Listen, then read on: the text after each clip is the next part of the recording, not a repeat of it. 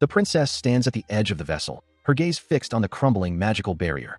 Reports flood in. The shield is gone, and the dragon host is descending upon them in force. This is the holy war that will decide the fate of their world. She remains composed despite the dire news, flanked by her loyal advisors.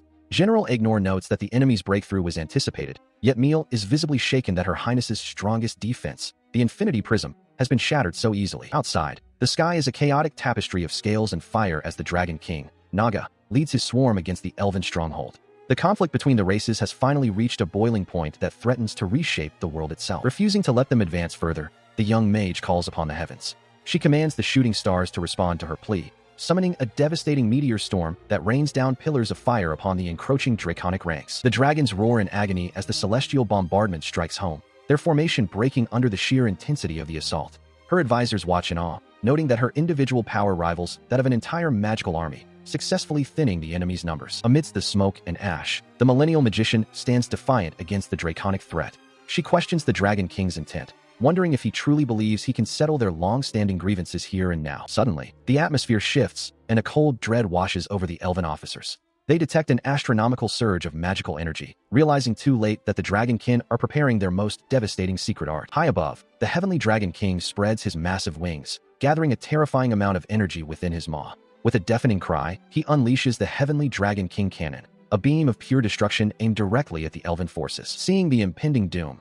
she realizes the gravity of the situation. If they fail to protect the Eternal Heart, it will fall into the hands of their enemies. Meal desperately pleads for her to evacuate, but her resolve only hardens as she refuses to abandon her post. In a final, desperate gambit, the princess begins an ancient incantation, calling upon the flames of creation and the wisdom of her royal bloodline. She seeks to unleash the ultimate magic, a power born of hellfire and starlight, to counter the dragon's overwhelming might. She screams the name of her ultimate spell, Violet Nova, as a colossal sphere of energy erupts from her outstretched hand. This desperate release of power triggers a blinding detonation that consumes the immediate surroundings. The shockwave ripples outward, swallowing the horizon in a surge of raw, magical force. Within the heart of the blast, there is only a void of pure, incandescent white. Slowly, the brilliance begins to recede, leaving behind only drifting embers and a heavy, ringing silence. As the energy finally dissipates, the world feels fundamentally altered, as if the very fabric of reality had been torn. The princess eventually stirs, her eyes fluttering open as she finds herself sprawled upon a bed of coarse,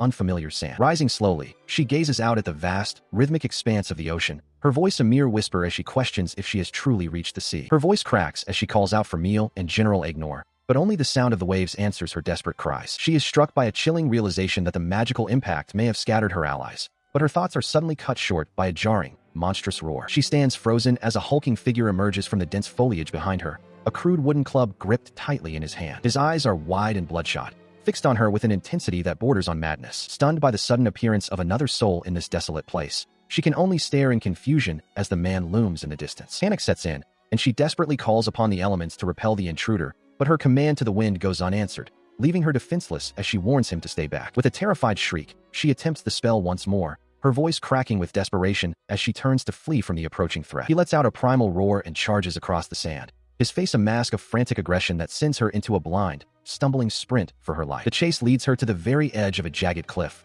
where the churning sea waits below and the man closes the distance with his club raised. She leaps into the air, expecting her magic to carry her aloft, only to realize with a jolt of horror that her ability to fly has vanished, leaving her plummeting toward the rocks. Just as the abyss threatens to claim her, a powerful hand shoots out and snatches her by the ankle, halting her fall with a jarring yank that forces a final, desperate cry from her throat. Instead of the finishing blow she expects, he pulls her back to safety and collapses, tears streaming down his face as he begs for her help, revealing he has been stranded alone for a week. She can only gasp in shock, realizing the monster is a man who can speak. He stands amidst the realization that they are stranded on a desolate, forested island surrounded by the vast, unforgiving sea. As they stand on the cliffside, she maintains her royal composure, introducing herself with full titles as the 7th princess of the Elven Empire, Anastasia Emperor. She theorizes that a powerful magical collision ejected her here. Despite her haughty demeanor, viewing him as a member of a lesser race, she decides to temporarily overlook his lack of etiquette given their dire circumstances. He, however, remains focused on the practical, demanding to know their exact coordinates. She is visibly taken aback, noting that while he speaks Japanese, his rugged, bearded appearance contradicts his claim of being a mere middle schooler. He dismisses her royal claims as a childish play, refusing to entertain the fantasy and bluntly asking for the whereabouts of her parents. Ignoring his skepticism, she questions him about the vessel that brought him to these shores. He explains that his craft likely crashed during the same magical disturbance, though he remains confident that his primary mother's ship escaped damage. This exchange only fuels her indignation. She finds it unthinkable that a commoner would show such insolence to the Imperial Highness of the Elven Empire. He looks at her with a mixture of pity and concern, privately concluding that the trauma of the crash has caused her to suffer a complete mental breakdown. Meanwhile, she reaches her own conclusion, assuming his ship has been lost to the depths and he is simply a confused castaway. Losing his patience, he seizes her, his voice rising in a desperate attempt to snap her back to reality. He shouts that she is no princess, but a student who must face the fact that magic does not exist if they are to survive on this island. She recoils from his touch, incensed by the accusation that she is powerless. To prove her status, she calls upon the winds to sweep him away, but the air remains still. A look of pure shock crosses her face as she realizes her innate ability to fly has also vanished. Refusing to accept the failure, she attempts to warp through space, but the magical energy refuses to manifest. He stands by, watching in silence as she struggles against the invisible tether holding her to the ground. Her desperation grows as she cycles through her repertoire, screaming incantations for meteor storms, glacial blasts, and even simple healing spells. Each command is met with the same hollow silence, her hands grasping at nothing but empty air. In a final, frantic effort, she unleashes a cry for a violet nova, yet the only result is the rustle of leaves in the distance. He watches her pathetic display, his pity deepening as he observes what he believes to be a young girl lost in the throes of a severe delusion. The princess and her companion are suddenly gripped by terror as he bellows a warning of a threat looming directly behind her. Panic surges through her as she attempts to summon her power, only to find her magical reserves inexplicably drained, leaving her vulnerable for the first time in her life. Turning to face the danger, they find a gelatinous creature quivering on the ground, which the man identifies with dread as the slimy, suffocating demon. Despite its unassuming appearance, his reaction suggests a history of lethal encounters with such beasts. She remains unimpressed, however, dismissing the creature as nothing more than a common, harmless slime. That arrogance is short-lived as the beast suddenly surges forward, its translucent mass expanding to ensnare her in a sudden, violent strike. Within moments, the viscous entity has completely enveloped her, filling her mouth and nose until she can no longer draw breath. Her limbs are pinned, rendered useless against the suffocating pressure of the monster's body as it begins to consume her. As her vision begins to blur, a cold realization settles in. Without her magic, she is utterly defenseless against even the lowliest of threats. The weight of her helplessness is as crushing as the slime itself. Desperate and fearing for his own life, her companion turns and flees into the distance, leaving her to struggle alone against the encroaching darkness. In this moment of impending death, her mind drifts back to her childhood, to the sight of her father and his court turning their backs on her as she reached out for a connection that never came. The neglect was a bitter inheritance, a consequence of her mother, consort Lamina, falling out of the king's favor. This political fallout left the young princess an outcast in her own home, ignored by the very man who should have protected her. Yet, from the depths of that isolation and the brink of death, a blinding radiance suddenly erupts. It is the long-awaited awakening of a magical talent so profound it is seen only once in a millennium, shattering the slime and the silence of her past. She remembers a time when her father's hand rested on her shoulder, his voice filled with a rare warmth as he praised her as his dear daughter. This realization weighs heavily on her. She understands now that every bond she forged, every ounce of status she held, and all the affection she ever received were merely transactional, granted only because of her prodigious talent in magic. Without that power, she fears she is nothing more than a shadow, a person of no consequence to those who once claimed to love her. Suddenly, the darkness of her thoughts is shattered as the man who had seemingly abandoned her comes charging back across the sand, a flickering torch held high. With a guttural roar, he swings the makeshift brand, the flames hissing as they collide with the gelatinous mass of the monster. He strikes again and again, the heat of the fire forcing the creature to recoil and release its suffocating grip on its prey. Seizing the moment, he scoops her small, trembling form into his arms and sprints away from the shoreline, leaving the defeated slime behind. Once they reach the safety of the upper beach, he finally slows his pace, breathing heavily as he mutters about how narrow their escape truly was. He looks down at her, his expression grim as he explains that the island is home to many such mysterious monsters, predators that wait for their victims to lower their guard before wrapping around their faces to stifle the life out of them. Later, as they huddle by the warmth of a crackling campfire, he recounts how the creature nearly killed him on his first day, leading him to name it the slimy, suffocating demon and discover its primal fear of fire. He listens as she questions his motives for returning to save her, her voice trailing off as she admits her sudden inability to wield magic. Looking down at her with a stoic expression, he wonders if she is suffering from some ailment, but she merely dismisses her own worth, claiming there is no profit in aiding someone of her current status. He counters firmly, stating that her identity is irrelevant to him. He is simply acting on his duty as an adult to protect those in need. He reaffirms his commitment, promising to help her whether her condition is a mental affliction, a loss of sanity, or simply the absence of her magical powers. This unexpected declaration of selfless protection causes a deep flush to creep across her face, her eyes widening in a mix of confusion and burgeoning emotion. Shortly after, he begins the arduous task of trying to spark a flame using nothing but a wooden stick and a baseboard, prompting her to ask what he is attempting to do. While vigorously rubbing the wood together, he explains that a fire is essential for light, cooking, and warding off the island's predators, noting how fortunate it was that a small ember remained from his previous camp during the slime's assault. She watches in disbelief, stunned that anyone would resort to such a primitive and exhausting method to create heat, while he growls in frustration as the fading light makes the difficult task even more pressing. He continues to toil, his muscles straining as he reflects on the vast gap between elven magical development and human ingenuity, though he never imagined the struggle for basic survival would be quite this grueling. Sweat pours down his face as he pauses to check on her, but she merely looks away with a groan, privately lamenting the perceived pitiableness of the human race. Despite her dismissive words, she struggles to understand the strange fluttering in her chest, deciding she must seek a medic's aid for this unfamiliar sensation as soon as they find help. She ponders the source of her sudden impotence, questioning if her inability to weave magic is a physical ailment. As she watches her companion struggle with the tedious friction of the hand drill, she realizes that a single spark of magic would solve their problem instantly. Determined to overcome this hurdle, she closes her eyes and concentrates, attempting to hone every fiber of her being. She reaches upward, searching for the familiar pull of the world's energy, but a realization begins to dawn on her. With her arms outstretched toward the canopy, she finally senses the truth. The mana in this place is incredibly thin and faint, barely a whisper of what she is accustomed to. This environmental scarcity explains her struggle, as the art of spellcasting requires a delicate balance between the caster's internal power and the ambient mana floating in the atmosphere. Without a high concentration of these external energies, even the most potent magician finds their abilities severely hampered. Despite the odds, she refuses to accept defeat, believing that if she focuses all her attention on the sparse mana around them, she can still manifest a spell. She is driven by a desperate need to prove that she is not a burden in this harsh environment. Calling upon the heavens with a grand incantation, she commands the shooting stars to descend and annihilate her enemies with a meteor storm.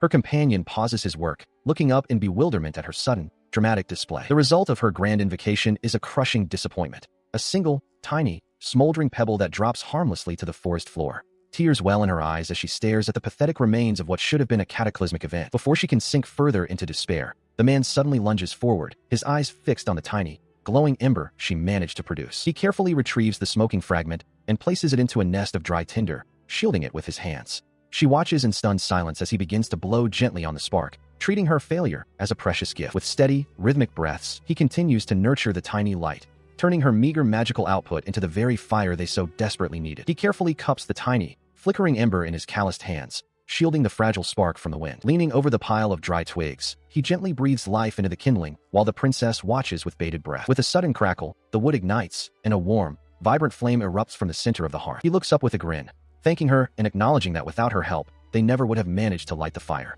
She stares back, her eyes wide with a mixture of shock and dawning realization. His face breaks into a hearty, genuine laugh as he insists that the success was entirely due to her incredible magic. The princess can only blush, her expression softening as she processes the unexpected praise. The campfire now burns steadily, casting a flickering orange glow across the immediate surroundings and providing a much-needed sense of security. Sitting beside the warmth, he offers a sincere apology for his earlier skepticism, admitting he had selfishly treated her like a delusional person before witnessing the truth of magic. She sits nearby, still catching her breath from the exertion, but her chest swells with pride as she asks if he finally saw what she was capable of. He continues, marveling at the possibilities of magic and confessing that with her by his side, he feels confident they can overcome any hardship the island throws at them. She listens in silence, her gaze fixed on him, clearly moved by his newfound faith in her. Regaining her royal composure, she huffs with a playful sense of superiority, remarking that it was about time he recognized her true greatness. However, his next words catch her completely off guard. He casually mentions that since he's terrible at making fire, he'll be counting on her to perform this magic 2 or 3 times every single day.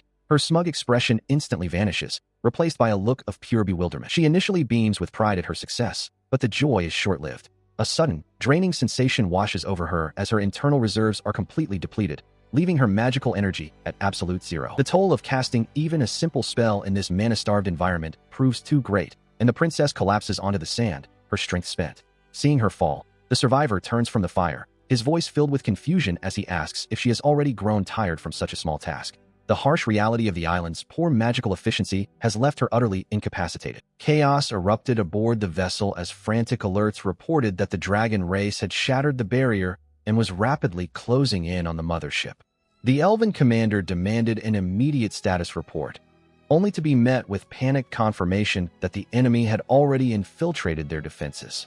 Amidst the mounting panic, her eyes widened in shock as a tiny, glowing dragon-like creature hovered directly in front of her face. Suddenly, the tiny beast bit into her flesh, making her cry out in pain as she frantically questioned how the fierce dragon race could have been reduced to such a miniature size. Desperate to warn her allies, she frantically gestured and shouted for immediate reinforcements to combat the swarm of miniaturized dragons invading their ship.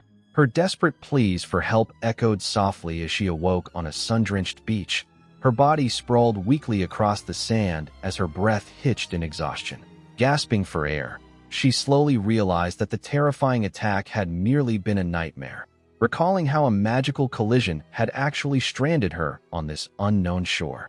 Unable to cast magic due to the island's barren mana supply, she had been forced to abandon any hopes of an immediate escape and endure a long night beneath the shade of the trees. Looking around for her companion, she spotted the human approaching and immediately burst into tears, bitterly complaining about the island's ferocious insects that had bitten every inch of her skin throughout the night. As her heart throbbed uncomfortably within her chest, she pressed a hand to her collarbone, mistaking her fluttering pulse for physical illness brought on by dehydration and fatigue. Catching sight of the human moving around nearby, she asked with suspicion what he was doing, quickly flustered and dismissing his quiet inquiry with a defensive shout.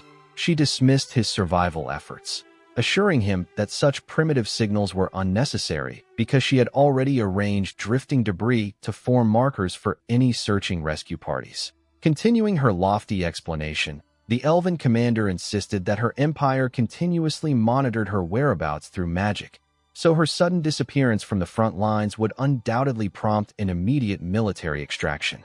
Shocked when the human asked what battlefield she was talking about, she gasped in disbelief that he was entirely ignorant of the global conflict threatening to destroy everything.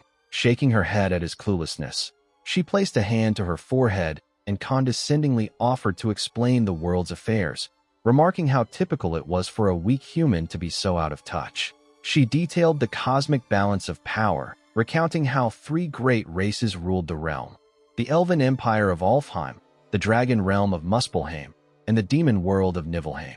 The core of their conflict was the Eternal Heart, a legendary mega-crystal of infinite magic and mana that guaranteed absolute dominion to whoever held it.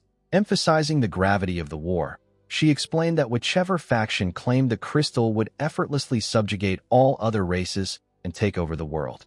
Listening quietly, the man realized that while her magic might be real, her grand political claims might still be heavily exaggerated, though he could not dismiss the threat of an impending war. Dropping her grand posture, she nervously admitted that she had not had a drop of water since the previous day and politely begged him for a drink to slake her growing thirst. Unfortunately, he broke the news that he had no water left, reflecting on how the fruit-bearing palm trees that once lined the shore when he first arrived were now completely bare. He explained that he had consumed his last coconut the previous day, assuming rescue would arrive quickly, leaving the elven princess wide-eyed with horror as she realized no fresh water remained. Attempting to stay optimistic, she reasoned that a search party was likely already en route, only to suddenly realize in shock that the island's low mana concentration rendered magical long-distance communication impossible. With magic neutralized by the environment, she panicked as the terrifying truth settled in. Without a beacon signal, her rescuers would never be able to pinpoint her location. Hearing that a search party would take ages to find them, the elf clutched her head in distress, questioning if physical exploration was their only remaining option. As dehydration began to take its toll and make her lightheaded, a sudden spark of memory struck her, prompting her to announce that she remembered a potential water source. Taking control of the situation, he reminded her that securing water was their immediate survival priority, recalling a small pool he had casually passed on his first day exploring the shoreline. With a clear destination in mind, the pair set off together through the dense, sunlit forest undergrowth in search of the hidden pool. Suddenly, she cried out in pain and stumbled to a halt, prompting him to check on her as she admitted to treading on something sharp along the forest floor. He took hold of her bare foot to inspect the injury, confirming it was merely a scratch from a dry twig, though she frantically squirmed in embarrassment and demanded he release her. Observing her bare feet, he questioned why she wasn't wearing proper footwear, to which she bashfully admitted that she normally relied on levitation magic to hover above the ground. She stumbled forward, her strength giving out, but her companion caught her before she hit the ground. Realizing her skin was scalding to the touch, he warned her that wearing such a heavy cape in the scorching heat would cause heat stroke, urging her to strip it off. Yet despite her flushed face and feverish state, she stubbornly refused. The heavy garment was a precious gift from her father, serving as the proud symbol of frontline elven commanders who bore the weight of the entire empire's fate. She vowed never to shed it until she returned the eternal heart to her father, stubbornly insisting they move forward despite his warnings that her obstinacy was putting her life at risk. When they finally arrived at their destination, a sudden wave of disbelief washed over him. The spring they had searched for was completely bone dry, the water having inexplicably vanished without a trace. Hearing a heavy thud behind him, he turned around just in time to see her collapse onto the harsh ground. Overwhelmed by dehydration and throbbing heat exhaustion, she lay helpless on the earth, despair creeping in as he shouted for her to hold on. Suddenly, cool droplets touched her parched lips, bringing a wave of immediate relief as she questioned if the soothing liquid was truly water. Looking up through her blurred vision, she found him leaning over her, providing the life-saving moisture she so desperately needed. His simple attempt to offer life-saving hydration triggered a sudden, ear-splitting shriek that echoed throughout the surrounding woodland. As she sat up recoiling in horror, he casually held out a drenched, rolled-up fabric, offering her more water. Outraged and flustered, the elven princess demanded to know what foul substance he had just forced her to swallow. Unfazed by her outburst, he calmly explained the mechanics of his method, detailing how even when surface water disappears, the soil beneath remains humid, allowing one to wring out moisture using tightly wrapped cloth. Demonstrating the process step by step, he pointed out that the woven fabric acts as a natural filter, straining out coarse dirt and sand to yield drinkable water. The princess stared at him in quiet astonishment, grudgingly admitting his practical cleverness, while speculating that digging even deeper might reveal an underground pool. Continuing his explanation, he looked directly at her and stated that given her critical condition, he needed to provide immediate fluid, leaving him no choice but to squeeze moisture straight from the earth. Holding up his spare piece of cloth, he generously insisted that she drink more to recover, brushing off her concerns about whether he had enough for himself. Her eyes slowly drifted downward to his bare, mud-caked feet resting on the damp earth. A horrifying realization hit her as her face drained of all color. Sickened by the truth, she violently threw the sock to the ground, shrieking that as royalty of the Elven Empire, she would never drink water extracted from a human's dirty footwear, while he merely watched her display, privately noting her complete ignorance of raw survival. As she continued her indignant rant, he looked on stoically, concluding that noble declarations about bearing the fate of an empire meant very little when faced with the harsh realities of staying alive. He looked at her sternly, questioning whether her determination to survive was genuine. He reminded her that if she had a duty to fulfill, putting survival first when an opportunity arose was the only logical choice. Continuing his firm speech, he emphasized that escaping alive was the single, most vital objective above all else, leaving her with no counterargument. Tears welled in her eyes as the reality of his words sank in. She realized that putting her pride before her life would mean failing her father, who had entrusted the future of the Elven Empire to her.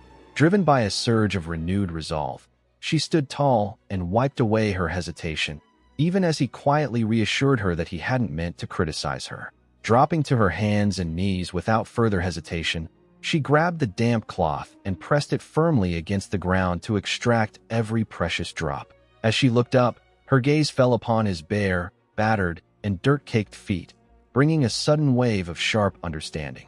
Seeing the raw evidence of the harsh terrain he had endured on her behalf, tears again spilled from her eyes, this time born of deep reverence and humbled gratitude. She held out the wrung-out sock toward him, fervently begging for another one so she could drink more, leaving him completely speechless.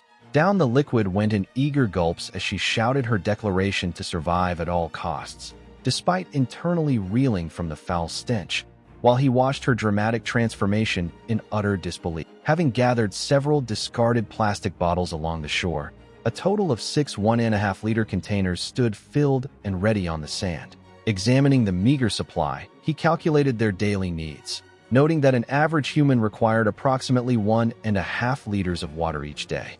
While they could attempt to ration it, the harsh conditions would make conservation difficult. He realized with growing grimness that in the oppressive heat, a single person would easily consume an entire bottle daily, meaning their entire stockpile would only sustain them for 3 short days. She attempted to maintain an optimistic outlook, reassuring him that other methods of securing water existed, before curiously inquiring about where he had managed to collect so many containers.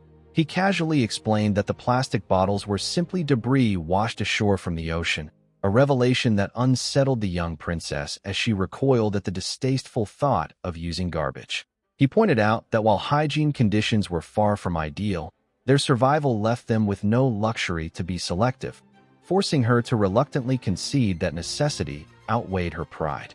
Her composure wavered instantly as a loud growl echoed from her stomach, prompting an embarrassed blush, though he quickly admitted that he was equally famished after going without food since the previous day.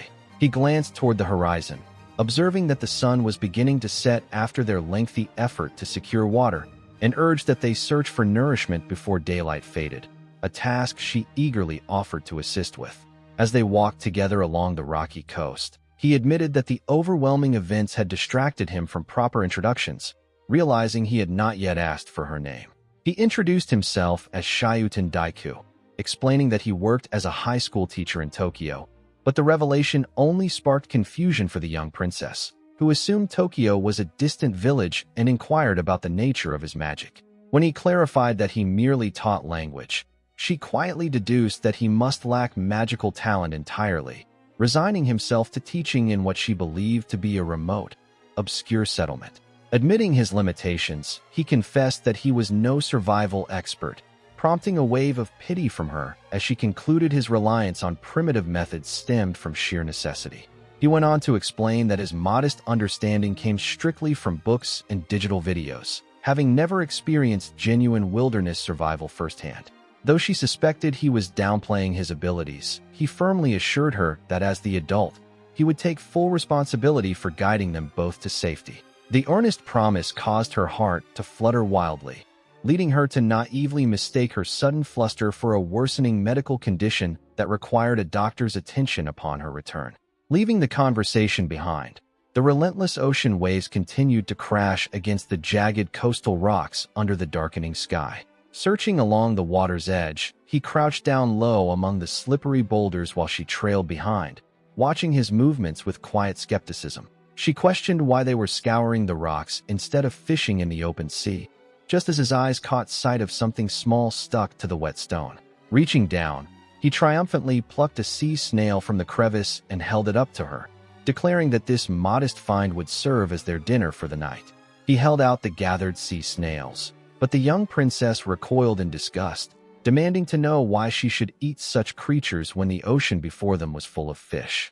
He calmly explained that despite their appearance, these shellfish were legitimate seafood. Continuing his explanation, he pointed out that catching fish without any gear was nearly impossible. Shellfish, on the other hand, did not move fast, making them a reliable source of quick energy until they could figure out a proper fishing method. Dismissing his practical advice, the elven princess declared that a legendary archmage like herself needed no fishing equipment. Stepping directly into the surf, she boasted that she would simply catch fish using her magic. Glancing down through the crystal-clear water, her eyes instantly locked onto 2 fish gliding near the shallow shore. Closing her eyes in concentration, she began to chant an elaborate incantation, calling upon the endless tides to bend to her command as currents of water swirled furiously around her hands. With a grand shout, she unleashed her spell, Hydro Prison, trapping a massive, swirling sphere of seawater right out of the ocean. Stunned by the dramatic display, he gaped at the giant floating orb of water before eagerly diving forward to grab the fish trapped within it. The moment his hands breached the pressurized water sphere, the spell instantly collapsed into a violent explosion, blasting water in all directions and knocking him backward. As the spray cleared, he looked up in shock to see the young elf floating face down in the shallow water, rendered unconscious by her own magical backlash. Scooping her up into his arms, he carried her out of the surf onto the beach, frantically urging her to pull herself together as she choked and coughed up swallowed seawater. She coughed violently, retching and spitting out seawater as he gently patted her back to help clear her lungs. Holding her closely as she gasped for breath, he urgently asked if the sickness was passing and whether she was feeling any better. A thunderous growl suddenly echoed from her stomach, prompting him to ask if she was truly that famished. She admitted that depleting her magic power had completely drained her physical stamina as well, but his attention was abruptly captured by something along the shore. Directing her gaze toward the rocky coastline, he excitedly pointed to a stone formation completely encrusted with countless shellfish. He cheered triumphantly, declaring that even if the fish had escaped, her magical blast had uncovered an abundance of shellfish, all thanks to her. While she could only stare in silent despair at the realization that shellfish remained her inescapable fate. As night fell over the dense forest, the pair settled beside a crackling campfire, taking a moment to prepare a modest meal from their forage. Taking a handful of gathered river snails, he tossed them onto a flat surface to prepare them for eating while she observed closely. With deliberate force, he crushed the rigid outer shells to expose the soft meat hidden within. After thoroughly rinsing the meat in clean water to wash away any lingering shell debris, he sampled a bite and invited her to join in. He assured her that the food tasted surprisingly pleasant, similar to a salty bar snack, though she looked back with palpable doubt. Hesitantly placing a small morsel into her mouth, she chewed slowly and admitted that even without seasonings, the natural ingredient possessed an unexpectedly rich flavor. Suddenly, the pungent reality of the taste hit her all at once, causing her to gag in distress with tears streaming down her face as he reacted in alarm. Still shuddering from the intense aftertaste, she confirmed his sudden realization that she had never experienced the earthy, fishy taste of shellfish before. She went on to explain her customary diet at the Elven Palace, which consisted almost entirely of delicate forest produce, grains, and fruits, leaving aquatic delicacies completely foreign to her palate. She wiped her tear-stained face while explaining her delicate diet of vegetables and fruits, finding the pungent river snails far too overwhelming, while her companion worried about how weak she had become after using magic. Realizing the stark cultural differences in their diets, he pondered how to forage for food in the dark before his eyes caught the glint of a lone coconut resting on the ground. Promptly opening the fruit, he offered the fresh coconut water to her, urging her to take a sip. Her eyes immediately grew wide with light and amazement as the sweet, refreshing liquid quenched her thirst. Heartened by her delight, he watched with a warm smile as she gushed over its light sweetness and delicate, refreshing aroma. When he asked if this was also her first time trying coconut, she sheepishly admitted that despite her royal responsibility to save her kingdom, she had only ever read about such things in books. In truth, her youth had been spent locked away in solitary study deep within the palace archives, practicing magic tirelessly without ever experiencing the world outside. Touched by her lonely past, he earnestly invited her to Tokyo once they left the island, promising to show her all kinds of delicious food and exciting sights. Flustered by his sudden optimism, she quickly pointed out that as a princess in the middle of a brutal war, she could not simply make carefree plans for an uncertain future. Yet beneath her stern warning, a faint blush rose on her face as she softly admitted that she was secretly looking forward to that day. She listened quietly while Daiku stared at the small coconut in his hand, observing that its limited juice and meat wouldn't be enough to satisfy her hunger. Looking at her tiny frame, he silently racked his brain for a clever way to encourage her to eat more of the local island food. Suddenly, an idea struck him, and he asked if she was familiar with tapioca, prompting a bewildered repetition of the word from her. He described the trendy beverage popular among modern youth, explaining how chewy pearls are added to milk tea to create a fun treat that combines drinking and chewing. Taking inspiration from that concept, he proposed a wild substitute, dropping cooked snail meat directly into the coconut juice so she could chew on it while drinking. She stared at him in utter disbelief, wondering what bizarre logic this human was using, while he enthusiastically claimed that making the snails fun to consume would make them taste better. Without waiting for her consent, he casually dropped a piece of prepared snail meat into the hollowed coconut she was holding. Hesitantly raising the straw back to her lips, she sucked on it, feeling the rubbery morsel travel up the tube into her mouth. She began to chew and swallowed the mixture, her eyes widening in immediate, intense shock as the unexpected flavor hit her. She instantly broke out into a violent coughing fit, leaving him to cluelessly ask how his experimental concoction tasted. She contemplated the unexpected flavor profile, realizing that the sweetness of the coconut juice effectively masked the rank taste of the snail meat. In fact, she admitted to herself that the subtle saltiness from the meat surprisingly enhanced the overall taste of the drink. Pleased by her admission, her companion eagerly poured another generous serving of the snail chunks directly into her coconut cup, encouraging her to enjoy even more. As night settled over the shore, the campfire crackled gently between them, casting a warm glow on the quiet campsite. Expressing relief at how far she had come despite her initial hesitation, the bearded man commended her courage. She conceded that while it wasn't a feast, the strange meal had undeniably restored her vitality. Looking down thoughtfully, she remarked on how surprising it was that ordinary ingenuity could prove so remarkably useful in survival. Holding the coconut bowl, she mentioned that the mixture actually tasted quite good once one grew accustomed to it. Realizing he had been watching her the entire time without eating, she asked if he would like to try a bite himself. Agreeing that it was time to sample his own creation, the bearded survivalist brought the coconut shell to his lips and took a sip.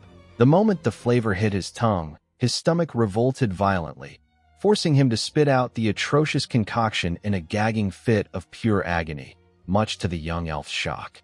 Slumbering fitfully, Princess Anastasia is abruptly roused by a voice echoing out of the darkness calling her name. Turning toward the familiar call, she beholds her mother standing before her, but any initial relief vanishes as the queen delivers devastating news, announcing that the elven empire of Alfheim has completely fallen. Her eyes widen in utter disbelief at the terrible revelation, refusing to accept that her homeland could be destroyed. Before she can even comprehend the tragedy, a colossal, terrifying dragon looms over her mother from the shadows behind. Her mother points an accusing finger, placing the blame squarely on Anastasia's shoulders and declaring that her flight from the battle broke the balance of power, allowing Dragon King Naga to crush their forces. As a blinding blast of destructive energy consumes her vision, she jolts awake beside a flickering campfire, gasping for air as she realizes it was all merely a nightmare. Sitting alone by the embers, she reflects on the 3 agonizing days since she fled the battlefield, fearing for her empire's troops while waiting for Shaddandano to return with food so they can seek a way off this island. Venturing out into the dense, overgrown jungle, she begins searching the surrounding woods on her own. Examining the surrounding vegetation, she spots a trail of folded tree branches and assumes it must be the correct path to follow. Stopping abruptly in her tracks, she catches the faint sound of voices drifting through the trees and realizes with growing alarm that the voices do not belong to Shaddandano. She peered through the dense foliage, her wide eyes locked onto his dark, looming figure as he stood amidst the shadows of the forest. A sudden panic gripped her as she questioned whether he possessed magic, suspecting that he had been deceiving her all along. Convinced that everything had been a calculated scheme to isolate her on the island, she turned to flee, desperate to contact reinforcements before he could catch her. In a frantic bid to defend herself, she cast a powerful lightning spell to bind him in electric currents, only to watch in disbelief as the surge hit his back without effect, leaving him turning toward her with an unsettling smile. Terrified by his unbothered grin, she scrambled backward through the dirt, her heart pounding as he closed the distance between them. Before she could cry out, he lunged forward and tackled her to the ground, clamping a hand tightly over her mouth while firmly telling her to keep quiet. As they lay pinned together in the underbrush, a heavy, ominous thud echoed through the surrounding trees. Looking up in utter shock, she gasped as a colossal, horned beast stepped into view, towering terrifyingly right beside their hiding spot.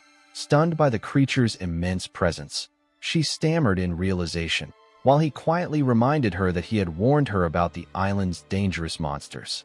Keeping his voice to a whisper, he explained that this highly territorial monster was the main culprit making island exploration so difficult, expanding its borders daily and fiercely attacking anyone who trespassed.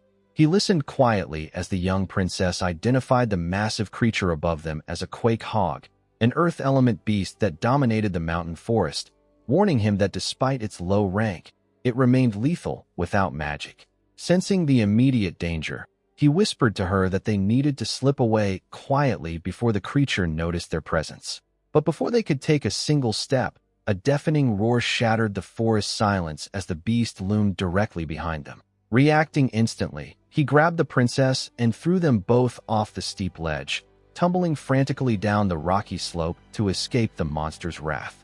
After crashing down at the bottom of the slope, she hurriedly sat up, checking if her companion had survived the perilous fall. He groaned in pain, admitting that leaping off the cliff had been a desperate gamble, but one that had miraculously saved their lives. Once they put sufficient distance between themselves and the beast's domain, he paused to catch his breath, believing they were finally out of danger. However, her relief quickly curdled into sharp hostility as she confronted him, demanding to know his true identity and accusing him of deceiving her and suppressing her magic. He defended himself, baffled by her wild accusations. Pressing her claims, she passionately insisted she had witnessed him gazing upon a prisoner trapped inside a glowing radiant seal cube, an advanced spell of sealing magic. Realizing the absurdity of her misunderstanding, he pulled out his smartphone and displayed the glowing lock screen, asking if this harmless mundane device was the mysterious magic artifact she was raving about.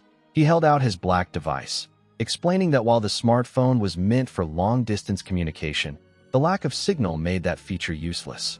However, he reassured her that they could still watch saved videos on it. Peering closely at the glowing screen depicting a man holding wild berries, the young elf asked in bewilderment if it was a magical vision.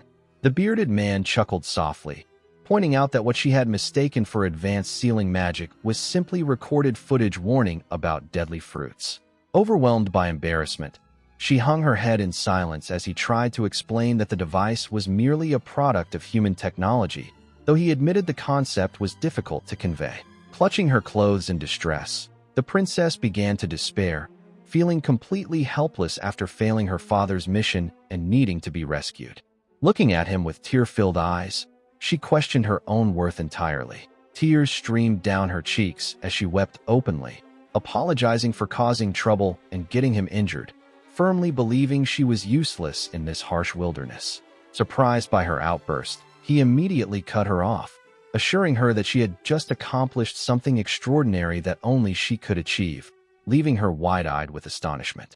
Raising the illuminated smartphone screen once more, he explained that the device possessed vital tools for survival beyond mere communication. With a warm smile, he displayed the phone's built-in compass and flashlight, explaining that while these features were crucial for staying alive, using them risked draining the finite battery forever, a dilemma she had unexpectedly solved. Pointing to the top corner of the screen, he revealed that her accidental shock spell had actually recharged the phone battery by 1%, making him ask if that wasn't something worth celebrating. Swiping through rows of saved survival guides and digital manuals, he admitted that while he was no wilderness expert himself, her ability to recharge the device meant they now had endless access to a treasure trove of survival knowledge. He explained that he had deliberately kept his phone turned off to conserve its dwindling battery, but having her recharge it would make all the difference. Though still somewhat confused by the foreign technology, she asked if fulfilling this duty was truly so crucial. He fervently pleaded, insisting she was the only person capable of saving them, which instantly filled the young princess with pride as she gleefully accepted her grand new role as his personal charger. Just as she began boasting that he would never have to worry about power again, a sudden violent impact shattered the ground around them. Sensing the immediate danger, he shouted a warning and tackled her out of harm's way as a massive force slammed into the earth.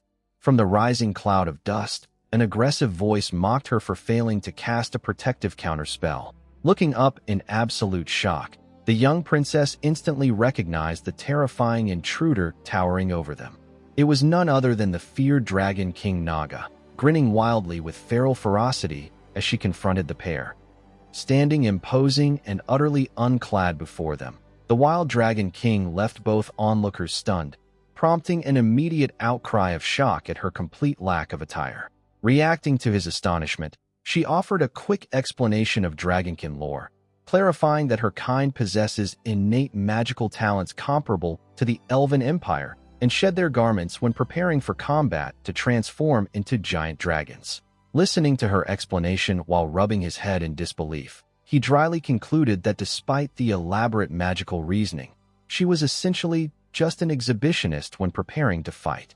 As he turned his gaze back to his young companion, his eyes widened upon noticing a streak of blood trickling down her neck, urgently declaring that they needed to secure proper garments and care for her wound immediately. She then pointed out that the previous blow had been a deliberate strike aimed directly at her vital spots, confirming that the Dragon King's hostility was deadly serious. Outraged by this realization, he stepped forward and fiercely berated their wild attacker, demanding to know if she was genuinely intending to kill a child and insisting there was a limit to such reckless foolishness. He crossed his arms in a tight defensive guard, bracing himself in anticipation of an immediate violent attack. Before he could brace properly, a sudden brutal strike from the Dragon King sent him flying across the clearing, while she mockingly questioned why the young princess refused to defend herself with magic. Struggling back to his knees on the ground, he tried desperately to reason with their attacker, shouting that fighting was utterly pointless given that all three of them were trapped together on a deserted island. Unmoved by his logical plea, she glared down at him with supreme disdain, commanding the noisy human insect not to interfere in the honorable duel between herself and the young princess. She grinned with vicious glee, revealing that for the past 50 years, dueling with the princess had been her sole source of entertainment, leaving Daiku stunned by her pure bloodlust. Turning her gaze down, the Dragon King lifted the collapsed elf by her hair, mockingly asking why she didn't use her magic instead of fainting. Enraged by the cruel treatment, he shouted for her to stop as she forcefully slammed the helpless girl toward the dirt. Intervening directly, he grabbed her muscular arm with both hands, straining to pull her away while the tearful princess cowered below. Her eyes narrowed dangerously at the audacious intrusion, warning him that he had a death wish, but he stood unwavering and ordered the princess to get back. Shifting her focus entirely to this new opponent, she snarled that she would start by crushing him first. Before she could even strike, he drove a powerful, heavy punch right into her ribs with explosive force. The sheer impact sent her reeling back with a pained grunt, wide-eyed with shock at the man's unbelievable physical strength. On the ground, Anastasia could only stare in speechless astonishment as the legendary Dragon Queen struggled to comprehend being struck by a mere human. Unable to contain her wonder, the princess asked how he could possibly match such a monster in battle, to which he nonchalantly replied that his everyday life as a high school teacher prepared him well enough. He recalled the background of his workplace, a lawless, dystopian academy gathering Japan's most violent problem children, where neither law nor school rules held any authority. In that brutal environment, he was personally tasked with subduing those violent delinquents with his own raw strength, as even the faculty had to fight to maintain control. When he once questioned an elder colleague about whether such violent methods were acceptable in a modern era, the veteran teacher simply explained that their school existed outside of normal time and rules. Forged in the chaotic fires of Sengoku High School, the battle-hardened student guidance supervisor had learned to fight using sheer, unyielding endurance. As he finished explaining his past, the young elf princess could barely comprehend his strange background, though she gathered that he possessed considerable combat expertise, even as the teacher admitted his distaste for unnecessary conflict. Unmoved by his rambling explanations, the Dark Dragon Queen gritted her fangs in annoyance, warning him that her mercy had reached its absolute limit. With a sudden surge of terrifying power, the wild dragon monarch sprinted forward, kicking up a massive cloud of dust as she launched a furious charge. Closing the distance in an instant, the ferocious warrior declared that she would use him as a mere warm-up before turning her attention to her primary target. Barely giving him time to react, she unleashed a fierce battle cry, gathering dense magical aura into her razor-sharp claws. The Dragon Queen unleashed her devastating strike, driving her empowered claw directly into him with explosive physical force. He reeled back, breath catching in his throat as the force of the shockwave split the ground ahead, leaving him struggling to comprehend the sheer power behind the blow. Before he could regain his footing, the fierce warrior lunged again with unnatural speed, forcing him to wonder if she was capable of wielding magic as well. Suddenly, a torrent of flames erupted directly from her jaws into his face, sending him stumbling back as he realized in shock that his opponent could literally breathe fire. Snickering in amusement, she taunted him, demanding that he keep running and put on a better show for her entertainment. From the sidelines, the young princess interjected, criticizing the wild fighter's sloppy style and suggesting she was merely holding back. She pressed further, taunting the Dragon King by asking if she was refraining from using her full power out of fear of failing in front of her own servants. Enraged by the insult, the wild warrior flew into a fury, asserting her dominance as the supreme Dragon King, while the guidance supervisor stood bewildered by the sudden exchange. Vowing to drop all restraint, she declared she would transform and incinerate him immediately, prompting him to crack his knuckles and brace himself for what was coming. Monstrous draconic energy surged around her as her full, terrifying form began to awaken, leaving him staring up at the roaring beast manifesting before him. Realization dawned on Daiku as he stared ahead, his eyes widening in sudden shock at the monstrous presence appearing before him. He stood frozen as a colossal, menacing dragon materialized behind the dragonkin, its jaws gaping open as it roared that the human should consider it an honor to burn in its flames. The beast declared that today would settle everything, boasting that after reducing him to ashes, the young princess would be next, leaving both onlookers stunned. Instead of unleashing a torrent of fire, she suddenly lunged forward in her physical form, throwing a devastating punch that caught him completely off guard as the ground trembled from the impact. As the attack landed, the young elf quickly deduced the situation, explaining to her companion that transforming into a dragon required a vast amount of mana. In an environment devoid of magic power, once a dragonkin's reserves were depleted, they could not easily replenish them, leaving their formidable opponent unable to use magic or transform any longer.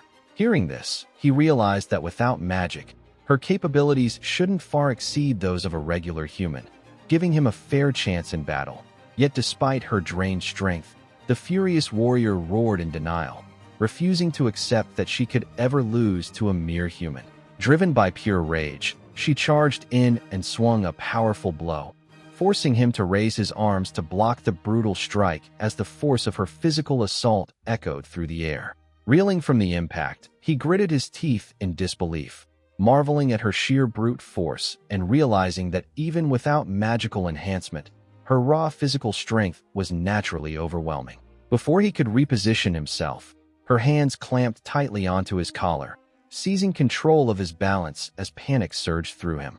With a fierce growl, she tackled him straight to the ground, pinning him beneath her weight while the princess watched helplessly from a distance. Though she had barely missed a direct hit, the sheer force of her strike reaped immediate consequences.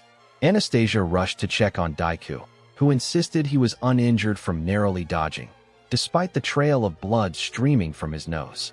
Gently touching his face, she began to panic, questioning whether the overwhelming sensory distractions of his surroundings were compromising his focus during a battle for his life, but he blithely brushed it off as a mere scratch. He suddenly raised his own fists and began repeatedly smashing his face, horrifying his companion while provoking a wicked, exhilarated grin from Naga as she realized he was finally taking the fight seriously. He continued to pummel himself to purge all worldly distractions, activating the ancient secret technique known as the Mad Spirit Awakening to drastically boost his physical capabilities through raw willpower and pain. She surged with excitement at his intense transformation, resolving to squeeze out every drop of her remaining magic power to meet his resolve, while he looked on in confusion at the strange shape taking form in her hand. He raised a thick wooden club to intercept her charge, but her deadly claw sliced straight through the dense timber as if it were soft paper. Her powerful strike completely shattered his weapon into flying splinters, slicing across his shirt and barely missing his chest. She gasped in horror, identifying the attack as the dreaded dragon claw, a technique capable of severing heavy steel armors even when its wielder's magical reserves were completely drained. She lunged forward again before he could recover, pinning him firmly to the ground by his head with an unyielding grip. She unsheathed a dagger crafted from refined elven magic, forcing him to clench his fist and prepare an immediate counterattack before she could strike. He reacted instantaneously, driving a crushing counterpunch directly into Naga's jaw just before her dagger could strike. The decisive blow sent the wild dragon woman collapsing heavily onto the dirt, completely knocked out cold. As Anastasia hesitantly asked if the fight was truly over, he explained that a direct impact to the chin had knocked her out, suggesting they bind her with clothing before she woke. Noticing his unusual hesitation, the princess inquired what was troubling him, to which he confessed his dilemma over whether to dress or bind the unclothed captive first. She cast a sharp, suspicious glare at him, annoyed by his apparent preoccupation with the dragon woman's bare figure. Changing the topic, she silently picked up the magical dagger that had been dropped and handed it over to him. Observing her quiet demeanor, he asked if she was upset, pointing out that he had been relying on crude stones and shells for days while she harbored such a sharp weapon. She insisted she was not angry, even as he rationalized that it was only natural for her to keep quiet or feel defensive about her remaining personal possession. He reassured her that in a harsh survival scenario, holding on to a prized personal item for emotional support was completely understandable, asking if the ornate blade held deep significance for her. He listened intently as the young princess disclosed the tragic truth behind the blade. She explained that the dagger, known as Maiden's Mercy, was a precious talisman given by her mother, a knife meant to grant her a swift end to escape torture if captured on the battlefield. She quickly reassured him that she had no desire to end her life in a place like this, explaining that the cursed dagger was designed to grant a painless death only if driven straight into the heart. Holding out the pristine weapon with both hands, she urged him to take it, confident that its enchanted metal would serve as a vital tool for their survival. He hesitated, asking if it was truly all right for him to accept such a deeply meaningful heirloom, but she simply let out a quiet laugh and reassured him that she trusted him completely. Looking up at him with radiant, unwavering trust, she encouraged him to use the blade to carve out a path toward their future. Accepting the dagger into his palm, he offered a warm, confident smile in return, promising that they would escape the deserted island together. Their quiet exchange was suddenly cut short as the defeated dragon woman sat up behind them, rubbing her head and groaning that his punch had left her mind spinning. Having easily sliced through her cloth bindings using her razor-sharp claws, she rose to her feet and admitted that she had never expected to be bested by a mere human. He immediately shifted into a defensive stance, demanding to know if she was preparing to launch another attack. Instead of drawing a weapon, the Dragon Queen flashed a sharp, toothy grin and boldly declared that she wanted him to father her child. The young elf gasped in sheer disbelief, her jaw dropping as her mind struggled to process the outrageous claim that had just been made. Flustered and scandalized, she immediately berated the dragon woman for making such a shameless demand. Unbothered by the outburst, the fierce warrior proudly explained that among her dragonkin, females only mate with males capable of defeating them in battle, declaring that no man had ever managed to overpower her until now. Turning to her companion, the elf pleaded with him to dismiss the absurd proposal, but the dragon warrior only smirked in triumph, declaring that he had earned the right to father her offspring and demanding he fulfill his role at once. Instead of rejecting the demand, the bearded swordsman stroked his chin in deep contemplation, meticulously weighing the harsh realities of raising a child on a deserted island with no medical facilities, proper nutrition, or clean water. Seeing his serious demeanor, his companion recoiled in utter horror, shocked that he was actually giving the proposal logical consideration. Taking advantage of their hesitation, the dragon warrior loomed over them menacingly, flashing her sharp fangs and warning that he would either comply willingly or be forced into submission, leaving the elf terrified by her aggressive threat. But before she could act on her threat, a wave of dizziness washed over her, forcing her to pause as her fierce demeanor gave way to sudden physical weakness, prompting her to postpone her demands for another time. Turning her back on the duo, she nonchalantly announced her intention to search for food and recover her strength, casually dismissing them with a promise to fight again later. Before she could wander off into the wilderness, the swordsman called out to her, bringing her to a sudden halt as she looked back over her shoulder in surprise. Standing beside his companion on the sandy shore, he calmly asked the dragon woman if she would be willing to join their group and travel together. While the elf gasped in surprise at his sudden invitation, the pragmatic warrior explained that their shared connection and mutual cooperation would significantly increase all of their chances of surviving on the dangerous island, leaving the dragon woman stunned by his unexpected offer. She scoffed at the offer, declaring that as the Dragon King, she had no desire to play friends or live in groups like humans, before turning around and storming off into the jungle. As she disappeared into the trees, Anastasia watched her leave, her mind heavy with troubling thoughts about how the dragon warrior had arrived on the island in peak condition, much like she herself had. Clasping her hands anxiously, the elf worried whether Naga might find a way to replenish her depleted magic power and launch another assault once her strength returned. Her anxious pondering was interrupted when Shouten called her name, pointing out their own injuries and urging that they head back to camp to tend to their wounds.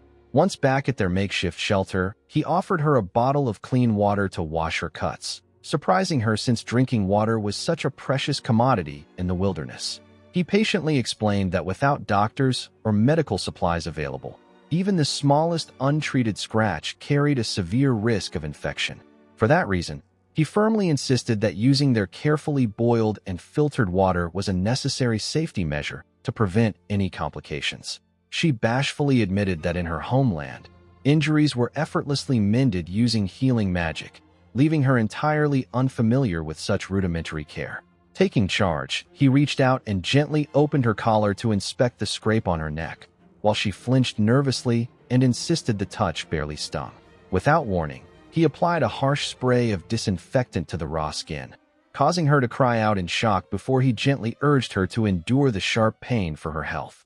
The young elf, despite wincing from the sudden sting of the disinfectant spray, acknowledged its usefulness as an antiseptic and readily forgave his abrupt treatment. Her eyes then drifted downward to his waist, where she noticed a severed dragon claw tucked into his belt, prompting her to ask why he had kept it. He explained that the razor-sharp claw could easily slice through tree trunks, wondering if it could be fashioned into a handy tool. Borrowing the claw to inspect it, she quietly wondered with a sense of unease if he possessed a habit of collecting parts from others. Examining the curved claw, she noted that while dragon claws were strong enough to cut through steel, even weapons crafted from enchanted or should not shear them so easily. It appeared that the severe lack of ambient mana on this island was steadily eroding protective blessings, even for a mighty dragon. She elaborated on how protective magic worked, explaining that elves were born with inherent blessings like the protection of the fairy king to enhance their physical abilities, and that other races possessed similar protective traits. To demonstrate her point, she plucked a strand of her own hair and presented it to him, asking him to test its strength. She pointed out that while the hair broke easily at the root with minimal force, the remainder of the strand remained incredibly tough. The hair that had grown since arriving on the mana-starved island was fragile due to interrupted protective magic, whereas the older portion had grown under normal conditions where enchanted resilience was active. He listened attentively, and a sudden realization washed over him. The dragon woman had retained her strength simply because she had arrived on the island much more recently than the rest of them. Suddenly, a brilliant idea struck him. Spurred into action, he suddenly lunged forward and dropped onto his hands and knees right onto her makeshift bed, startling her completely. Leaning back nervously, she asked him what he was doing on her bed, to which he enthusiastically replied that he had been mulling over an idea ever since he first retrieved the dragon's claw. Holding up the sharp claw along with the durable strand of hair, he cheerfully announced his breakthrough. By curving the claw into a hook and braiding her strong hair into line, they could assemble a complete set of fishing gear. He eagerly proposed testing the new line right away, showing off his makeshift gear while ignoring her utter shock at his casual use of elven hair and a dragon claw. He immediately led the way to the rocky shore and cast the improvised hook into the sea, with her following closely behind. As he managed the line, she watched him quietly and uttered his name under her breath. She then broke the silence by asking if he truly intended to recruit Naga as a companion. She dismissed any chance of friendship, labeling her bond with the dragon as fundamentally flawed, which prompted him to bring up the ancient war between their races. Her memories flashed back to fierce battlefields where their respective warrior princesses fought to a 50-year stalemate over political rivalries. She explained that Naga was a reckless battle maniac who constantly pursued her for duels simply to fight an equal opponent. She recoiled in offense when he abruptly asked for her true age, but ultimately confessed to being 148 years old. She pointed out that both she and Naga held power capable of shaping the entire war between their peoples, while he marveled at her youthful appearance relative to her vast age. She looked down with a heavy heart, quietly concluding that spending time alongside someone like Naga was simply impossible. As her bitter memories echoed in the quiet air, he could barely process the outrageous history she had revealed, wondering if her tales of ancient magic and endless war were mere delusions, yet knowing he had to take her word for it. Reflecting further on their predicament, he recalled an old parable about sworn enemies stranded in the same boat during a crisis. The legendary tale spoke of mortals from rival nations who were forced onto a single ship during a violent storm, realizing that unless they cooperated against the tempest, all of them would perish beneath the waves. Turning to face the young elf, he admitted that he lacked the standing to judge her feud, but insisted that while they remained trapped on this desolate shoreline, setting aside past grudges offered their best hope of leaving the island alive. Flexing his arm to emphasize his point, he argued that combining their distinct strengths would dramatically increase their chances of survival. Suddenly, the makeshift line snapped taut, and with a swift tug, he yanked a massive, squirming fish straight out of the crashing waves as she gasped in surprise. Holding up the thrashing prize with a triumphant grin, he pointed out that their combined improvised tools were proof of what teamwork could accomplish, leaving her starry-eyed in amazement. Shortly after, the smell of roasting fish filled the air as the fresh catch crackled atop wooden skewers over a warm beach campfire.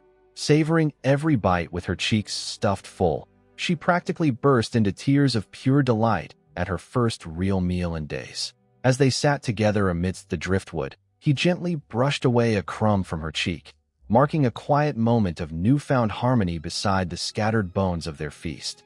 He grinned cheerfully as he held up the container, enjoying the brief moment of quiet respite while his companion carefully tended to her belongings.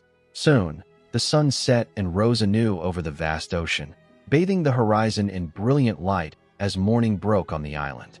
Walking along the shore, he reflected on the previous day's modest victory, admitting that while the fish hadn't been large, sharing a warm meal felt like the first proper sustenance he had enjoyed since arriving. As they strolled together, she expressed her cheerful hope for another successful catch, but he suddenly stopped in his tracks, his posture tense as his gaze caught something unexpected ahead. Following his gaze, they were stunned to find Naga lying collapsed and helpless on the sand, wounded and unresponsive in a sudden, critical turn of events. Scanning the surrounding terrain, Anastasia suddenly noticed a figure lying motionless on the ground and called Shouden's attention to the unexpected sight. Rushing over to investigate, he immediately recognized the fallen dragon warrior, Naga, and cried out in shock, wondering what could have caused her sudden collapse. Seeing the severe injuries, Anastasia gasped in panic, asking if the warrior had been wounded in battle as she hurried to Shouden's side. Realizing they could not treat her out in the open, he insisted that they immediately carry her back to their camp, to which the young elf readily agreed. Together, they brought the wounded Naga back to their shelter and gently laid her down upon a bed of gathered leaves to begin assessing her condition. Upon closer inspection, he discovered that her wound was severely inflamed and seeping pus, indicating that the high fever consuming her body was the result of a dangerous infection. The severity of the situation horrified him, as he understood that without proper antibiotics, the infection would inevitably prove fatal for the helpless warrior. Hesitant, Anastasia asked if he truly intended to save their enemy, but he remained steadfast, insisting they do everything in their power to help her. Though she pointed out that Naga had been trying to kill them only the day before, he firmly declared that he could never stand by and simply leave someone to die.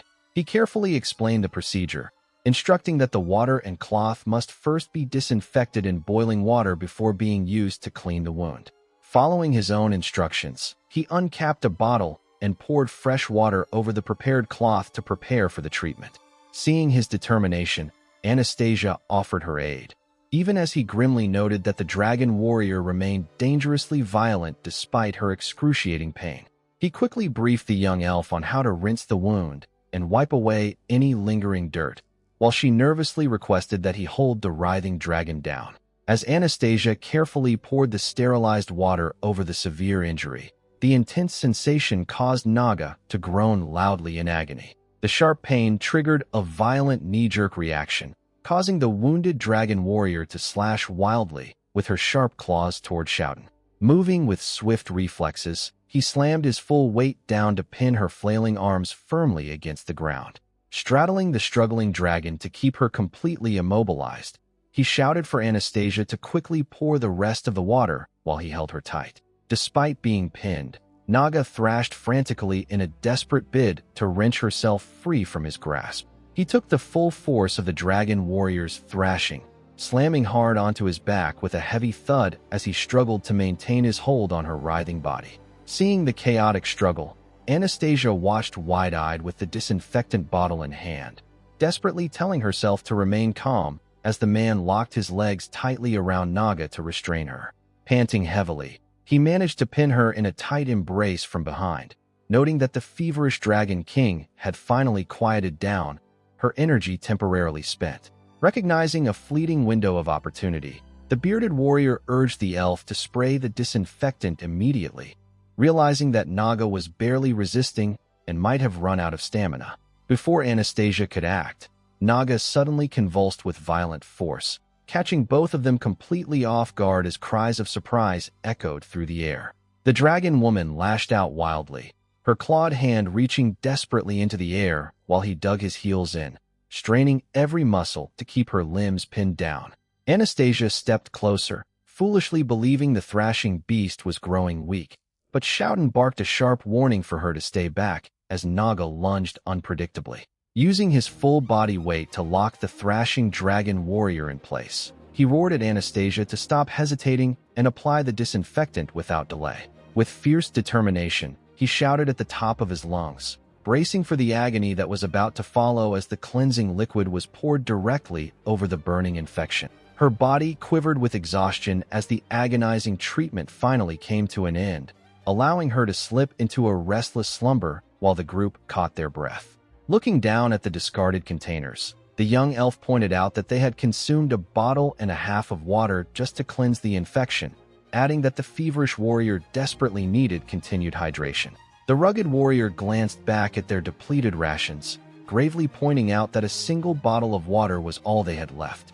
Refusing to yield to despair, she eagerly volunteered to help search for resources, a sentiment he strongly agreed with, knowing that dwelling on their plight would yield no answers.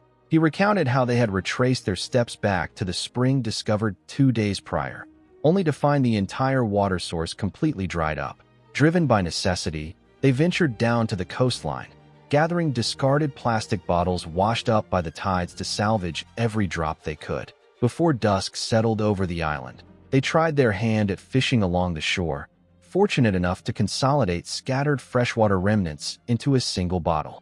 Along the shoreline, they also scavenged a modest catch of shellfish, a small fish, and a crab to stave off immediate hunger.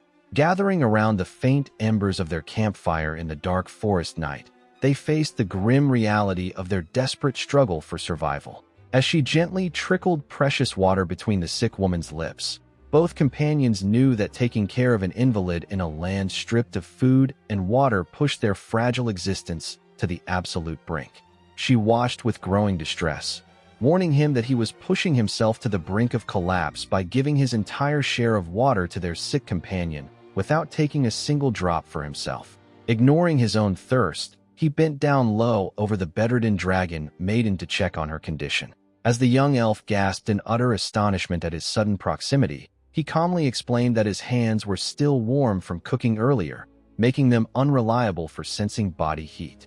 Leaning in further, he gently pressed his brow against her feverish forehead to accurately gauge her rising body heat. Though she flusteredly insisted that no demonstration was necessary, he patiently clarified that checking forehead to forehead provides a far more precise comparison than using heat-sensitive palms. Muttering under her breath in exasperation, she could not help but feel that he was far too soft-hearted for his own good. Turning his gaze toward the tranquil sunset fading over the ocean waves, he softly remarked that they had done all they could, leaving them only to rest and pray for her recovery. Yet as time slipped away, the high fever showed no sign of breaking, leaving her panting heavily in agonizing discomfort. Observing her relentless suffering, he reached a grave conclusion and noted that simple rest would not suffice, as she urgently required antibiotics. He explained that destructive bacteria had entered her open wound, causing a severe infection that her struggling immune system could not defeat on its own. Her chances of recovery were practically non-existent without proper antibiotics, leaving her entirely dependent on her own failing immune system, a stark reality that filled Anastasia with rising despair. Hearing this grave diagnosis, the young elf suddenly paused as an alternative came to mind, announcing that a way to save her companion might still exist, and instantly sparking a glimmer of hope in the warrior's eyes. She proceeded to explain that magically blessed beings usually possessed passive wards shielding them from diseases, but because the dragon girl was drained of mana, her body could no longer activate those natural defenses. Expanding on her theory, the elf noted that while casting active spells was nearly impossible in such a mana-barren environment, triggering the fallen warrior's inherent passive magic would enable her body to purge the infection on its own. Although he questioned whether a human with minimal training could provide magic, she detailed how raw physical vitality could be converted and transferred into the patient to jumpstart her dormant magic. Driven to save her without delay, the warrior offered his strength immediately, but the young elf urged caution, explaining that converting his immense life force into magical energy would exact a severe toll on his stamina. She further clarified that for the process to take effect, he would need to maintain direct, unbroken physical contact with her for over 12 hours at a time, repeating the procedure multiple times. Pointing out their dwindling food and water, she warned that draining his vital energy would leave him utterly exhausted and vulnerable, placing all three of their lives on the line in a desperate gamble. Shouten stood quietly near their gear, evaluating their grim circumstances. They lacked sufficient resources to support 3 people, especially with Naga wounded. Nearby, Anastasia listened intently, silently acknowledging the cold truth of his words. He wrestled with his frustration, wondering if there was any way to convert physical energy into magical power, cursing their scarcity of resources as the word transform echoed in his mind. He suddenly caught himself, questioning why he had remained so stubbornly focused on searching for supplies instead of building what they needed. Anastasia watched him anxiously, calling out as his demeanor shifted without warning.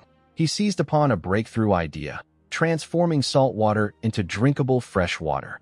Remembering the iron bucket they had retrieved the previous day, he reasoned that boiling seawater would separate the salt, though capturing the resulting steam posed a practical challenge. With a sudden spark of inspiration, he drew his blade, berating himself for not noticing sooner that the necessary materials were already right in front of them. He promptly explained the basic mechanics to a bewildered Anastasia, illustrating how heating seawater produces steam that condenses into pure, drinkable water. He set to work repurposing their salvage, explaining that removing the rubber feet from the chair's hollow metal legs would create pipes to channel steam from the covered boiling bucket straight into a collection bottle. He carved a hole directly through the wooden seat of the chair, slotting one of the hollow tubes through to form a sturdy frame for the condenser line. As a result of his quick thinking and handiwork, the improvised distillation apparatus stood fully assembled, ready to turn raw seawater into life-saving drinking water. Eager to test their crude creation, Shouten urgently called for seawater, sending Anastasia rushing off to retrieve it without hesitation. Pouring the ocean water into the apparatus, condensation slowly began to gather, dripping drop by precious drop into the collection bottle. Minute by minute, the steady plop of condensed moisture accumulated in the bottom of the vessel. After an hour of patient waiting, he inspected the vessel, calculating that they had successfully extracted roughly 300 milliliters of purified water. Offering the cup to his companion, he encouraged her to take a sip and test the results herself. As the liquid touched her tongue, her eyes widened in utter disbelief, realizing the bitter seawater had indeed been transformed into pure, sweet drinking water. Astonished by the success, she marveled at how such a rudimentary setup could convert salt water into life-saving drink, while he reflected on how breaking down salvaged items into their basic parts unlocked entirely new uses for survival. He emphasized to her that survival depended entirely on flexible thinking and adapting creatively to whatever resources the environment provided. However, she quickly reminded him that solving their water crisis was only half the battle. Converting physical stamina into magical energy severely depleted one's strength, leaving food as an equally urgent necessity. Recognizing the immediate danger of starvation, he turned to Anastasia and proposed setting traps right away to secure a steady supply of game. He looked directly at Anastasia, explaining his desire to help Naga while gathering vital resources at the same time, before earnestly asking for her assistance. In response to his earnest plea, she hesitated, sweating slightly as she weighed the heavy responsibility ahead. Seeing no other way forward, she reluctantly agreed to aid him, making it clear that she would immediately halt her magic if his life were ever threatened, a condition he accepted with an outburst of overwhelming gratitude. With her cooperation secured, he declared with newfound vigor that it was time to hold a proper strategy meeting. Following their plan, while she dutifully tended to the unconscious Naga and maintained the water distillation apparatus over the embers, he set to work constructing sturdy fish traps, carefully weaving supple branches and reeds to secure a food supply. After successfully gathering a bounty of wild plants and seafood, he returned to camp carrying a heavy pack to find her waiting by the fire. They combined their harvest, purslane, seaweed, small fish, oysters, and shellfish, into a simmering pot of rich soup, prompting her to nervously take a small sip from a makeshift cup. Upon tasting the savory broth, her eyes widened in pure delight, a faint blush warming her cheeks as the incredible flavor washed over her. Seeing her ecstatic reaction, he flashed a warm, triumphant smile and gave her a cheerful thumbs up, celebrating their successful survival meal. He watched with satisfaction as Anastasia and Naga greedily drank the water, relishing every drop after their long ordeal. Nearby, their crude solar distillation setup stood on the sand, a testament to their efforts as Naga lay resting beside them. After spending the entire day purifying seawater, they had successfully gathered 4 bottles of clean, drinkable water. Holding one of the containers, the survivalist noted that although Naga needed extra hydration to combat her high fever, this yield would be sufficient for all of them. To secure more food, he had also set up traps along the shore and marked their locations with wooden sticks inserted into discarded plastic bottles. Despite their care, Naga's fever showed no signs of abating, forcing him to conclude that ordinary medicine was not enough and magic would be required. They prepared a large, intricate magic circle inscribed directly into the beach sand, laying the unconscious dragonkin inside its glowing boundaries. Curious about the ritual, he asked what his role would be, only for Anastasia to calmly instruct him to strip off his clothes and embrace Naga continuously until morning. Stunned by the unexpected request, he listened as the young elf explained that in such a mana-scarce environment, direct physical contact was the only efficient way to transfer life force. To support his efforts, the young elf poured every drop of her magical vitality into her incantations, chanting high-flown prayers to the earth to flood them both with restorative energy. As the surge of mana finally subsided, she sank to her knees on the cold sand, panting heavily as sheer exhaustion washed over her delicate frame. Wandering along the dark shoreline beneath the crescent moon, she found herself wondering why she had pushed her magic so far past its limit for someone she had only just met. Placing a hand over her beating chest, a strange, tight ache welled up within her heart, confusing her deeply as tears shimmered in her eyes. Her inner turmoil quickly turned into childish irritation, prompting her to puff out her cheeks and clench her fists over how tenderly he was treating the dragon woman. Yet, looking back at them, she recalled how he unhesitatingly endured hunger and thirst to share his precious resources with total strangers. Sitting softly in the night breeze, she conceded that this unwavering selflessness was the exact reason she had placed her trust in him completely. When dawn finally broke over the horizon, The warrior opened his eyes to find his body leaden and completely paralyzed from the severe magical pain. She remained slumped directly over him. But as he regained full consciousness, the sheer proximity of her body sent a shockwave of panic through his mind. Hovering over his chest, her face burned with a deep flush as she looked down at him, leaving him stammering her name in utter disbelief at her sudden awakening. Staring down in a daze, she questioned her surroundings before her clouded mind recalled their previous intimate moment, leading her to blurt out a shameless desire to continue where they left off. Panicking beneath her, he watched in terror as she seized his arm, realizing with sickening clarity that his paralyzed state left him completely powerless to resist her overwhelming panics in sudden realization as he finds himself trapped beneath Naga's overwhelming weight, sensing immediate peril. He stares in utter disbelief as he realizes he has gone completely limp, while Naga merely lies beside him, humming in satisfaction.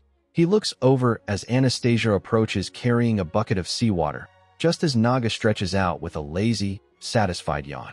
Overcome by shame and exhaustion, he buries his face in his hands, prompting a bewildered Anastasia to ask what happened and why he is weeping in such an awkward position. She gently explains that despite her lack of physical strength, she will try her best to move the sleeping dragonkin off him if he can manage to shift away. Inspecting his condition further, she warmly informs him that his fever has nearly broken, causing him to react with sudden, hopeful relief. He sighs with genuine gratitude, though his continued inability to stand leaves her watching him with deep concern. Lying helpless on the sand, he laments how completely drained of power he has become, having never anticipated the true extent of his fatigue. Gathering every last drop of his remaining strength, he finally manages to haul himself up into a sitting position, panting heavily before the young elf. His stomach let out a furious growl, signaling a desperate need for sustenance as he admitted his severe lack of strength to even walk. Seeing his plight, the young elf offered to venture out and collect whatever game might have been caught in his traps. He stared at her in disbelief, startled by her sudden willingness to step up and handle the task. Confirming her intentions, he offered her his heavy backpack to carry back whatever prey she found. With a determined nod, she strapped the bag to her back and set off into the forest without hesitation. Armed with a simple torch and a woven trap, she carefully made her way down to the water's edge to begin her search. To her absolute delight, the underwater traps were brimming with fresh fish, proving his hunting methods remarkably effective. Moving on to inspect the land snares hidden under heavy stones and broad leaves, she eagerly searched for the next catch. Tucked beneath a boulder lay a plump, wild rodent. Frozen still in the trap, she pulled from the shadows. Her jaw dropped in shock as she realized the strange creature was intended to be their dinner. Back at camp, he calmly began dressing the animal with a sharp blade, while she watched in utter horror and disgust as the raw preparation unfolded before her eyes. He flashed a reassuring, gentle smile to ease her discomfort, though the grisly reality of wilderness survival still left her visibly shaken. He lifted the hot, steaming cup to his lips and took a cautious sip, feeling the soothing warmth spread through his tired chest. Looking back toward their resting companion, he remarked with relief that her fever had subsided significantly, predicting she would fully recover by the following day. Anastasia sat quietly beside him, admitting with genuine wonder that she had hardly believed a single dose of Gaia Etherian could truly cure such a dire affliction. Continuing his thought, he confessed how deeply anxious he had felt about their desperate predicament, admitting his own overwhelming sense of helplessness in saving her. Turning directly to the young elf, he offered his heartfelt gratitude, explaining that her promise to cure their friend had given him hope when his own body had paralyzed from panic. He emphasized that it was entirely due to her courage and dedication that they had managed to pull through such a critical moment. Overwhelmed by his praise, her eyes welled up with happy tears as she puffed out her chest, proudly boasting of her legendary magical prowess. By the time morning arrived, he stirred from a surprisingly long sleep and stretched his arms, only to stop dead in his tracks as a sudden realization hit him. Horror struck him as he spotted Naga fully restored and looming wildly over a cowering, terrified Anastasia. With sheer panic seizing his throat, he screamed Anastasia's name at the top of his lungs. His initial panic dissolved into confusion as he looked down to see a dead rabbit lying motionless on the ground. Realizing the blood was merely from the animal, he listened as the young elf anxiously explained that Naga had thrown the creature at her while she was asleep. Still flustered, she confronted the dragon woman directly, asking what she was trying to accomplish with such a bizarre action. With a cocky grin, she casually replied that she had caught 2 rabbits and was simply offering aid so her companion would not starve. She further declared that their contest over who was the strongest had not yet been decided, leaving the elf speechless. Noticing the smear of red around her jaw, he asked if she had eaten her own prey entirely raw, a fact she proudly admitted. He urged her to avoid raw meat due to the island's conditions, but she countered that dragons naturally favored uncooked innards for their flavor. He went on to explain that without ambient mana on the island, their bodies were deprived of the passive protective magics they normally enjoyed. A sudden realization washed over her as she connected her recent illness to his point about ordinary bacteria and unhealed wounds being dangerous. Her eyes gleamed with wild intensity as a new theory dawned on her regarding their enemy's true state, leaving her companions stunned in silence. She recalled how intense hunger had driven her to hunt a massive quake hog, admitting that while the wild beast had beaten her, she hadn't let it escape without a deep wound. Her story prompted a sharp retort from the man, who pointed out that the beast was female, warning that losing to it carried bizarre consequences, a prospect that left the young elf utterly baffled. Unbothered, the dragonkin fixed a fierce, dark glare upon the small elf, declaring that once she finished off the beast, their own duel would be next. After a brief pause, the bearded warrior urged her to reconsider her reckless path and think beyond mere fighting. He asked her directly to consider joining their group instead of wandering alone. He reasoned that as long as she remained trapped on this mana-drained island, she could never unleash her true power, proposing that they work together to escape before settling any personal grudges. As an afterthought, he asked if the sudden physical weakness in her limbs was also due to the lack of mana, causing her to freeze in embarrassed admission. Yet, a subtle, knowing smirk formed across her lips. To their utter disbelief, she casually agreed to the alliance, leaving both the warrior and the elf staring at her in stunned silence.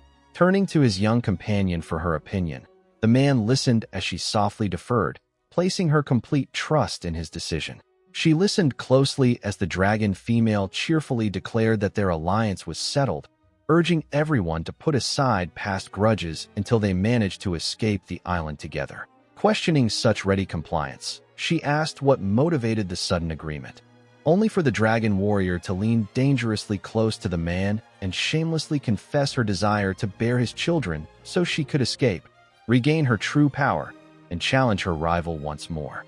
Appalled by such uninhibited bluntness, the young elf erupted in outrage, flabbergasted that anyone could so casually demand to be impregnated just to overcome physical weakness and leave the island. When teased about harboring secret desires of her own, her face flushed crimson as she timidly insisted that holding hands and embracing were sacred prerequisites before even considering such an intimate act.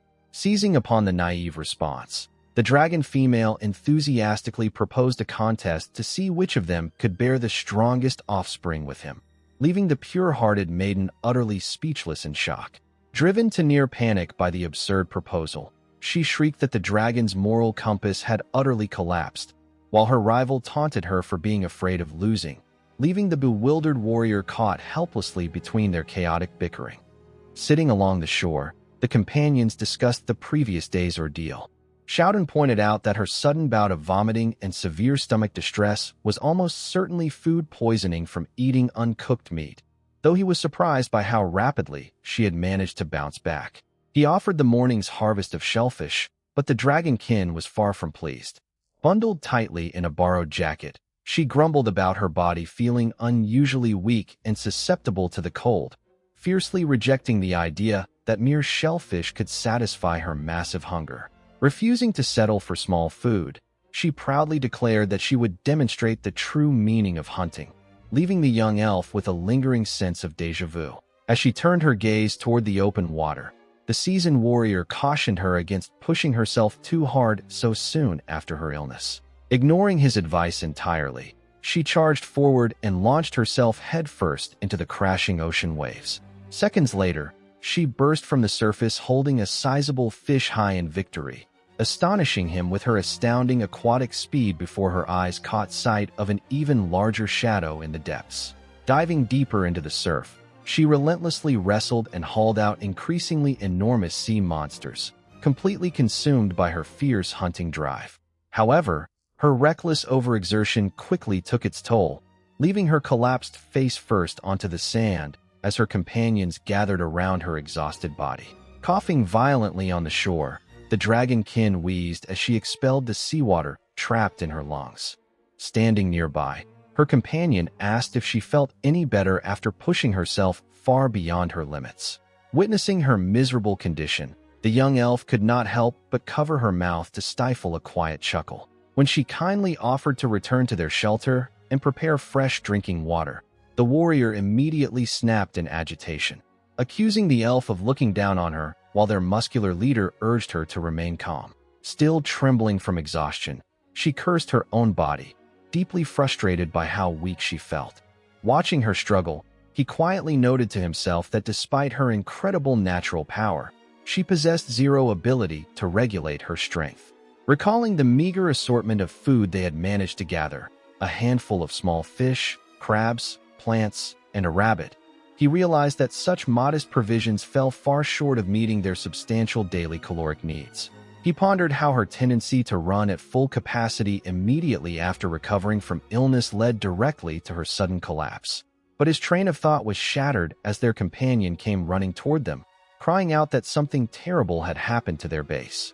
Upon returning to the campsite, they were greeted by utter devastation. Their makeshift shelter had been trampled, and their scarce supplies scattered across the dirt in ruin.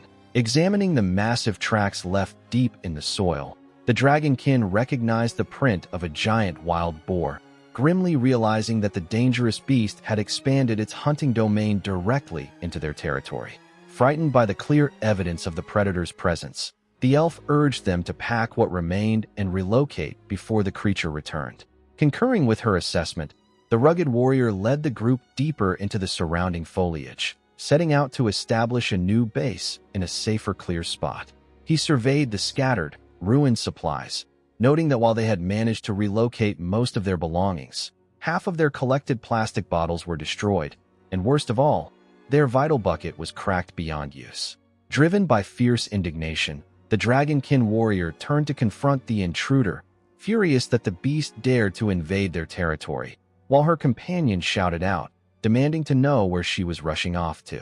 She insisted that fighting back was their only option, arguing that leaving the creature alive meant facing relentless future attacks, but he forcefully cut her off, warning her that a direct head-on clash with such a violent monster would leave her severely wounded or worse. Reflecting on the creature's steadily expanding perimeter over the past several days, he reluctantly admitted to himself that avoiding its territory was becoming impossible as the beast encroached further each day. Facing the grim reality together, the trio recognized that the aggressive, mohawked pig monster was relentlessly claiming more ground, leaving them with fewer places to hide with each passing hour. Realizing that this ox-sized beast possessed an uncanny ability to sense his presence whenever he stepped into its domain, he mentally prepared himself for the inevitable battle that lay ahead. Both women recognized the gravity of their predicament, fully aware that a single mistake against such a colossal predator would mean immediate death. Breaking the tense silence, the elf maiden recalled that the beast, known as the Quake Hog, had rampaged specifically to extinguish their camp's flame, sparking a new strategy in his mind that fire might be the key to defeating it. Gathering around a pile of kindling in a small clearing surrounded by tropical foliage, the group immediately set to work attempting to rekindle a fire. With determined focus, she raised her hands to channel her magic into sparks, while he held the wooden drill steady, ready to ignite their crucial weapon against the beast.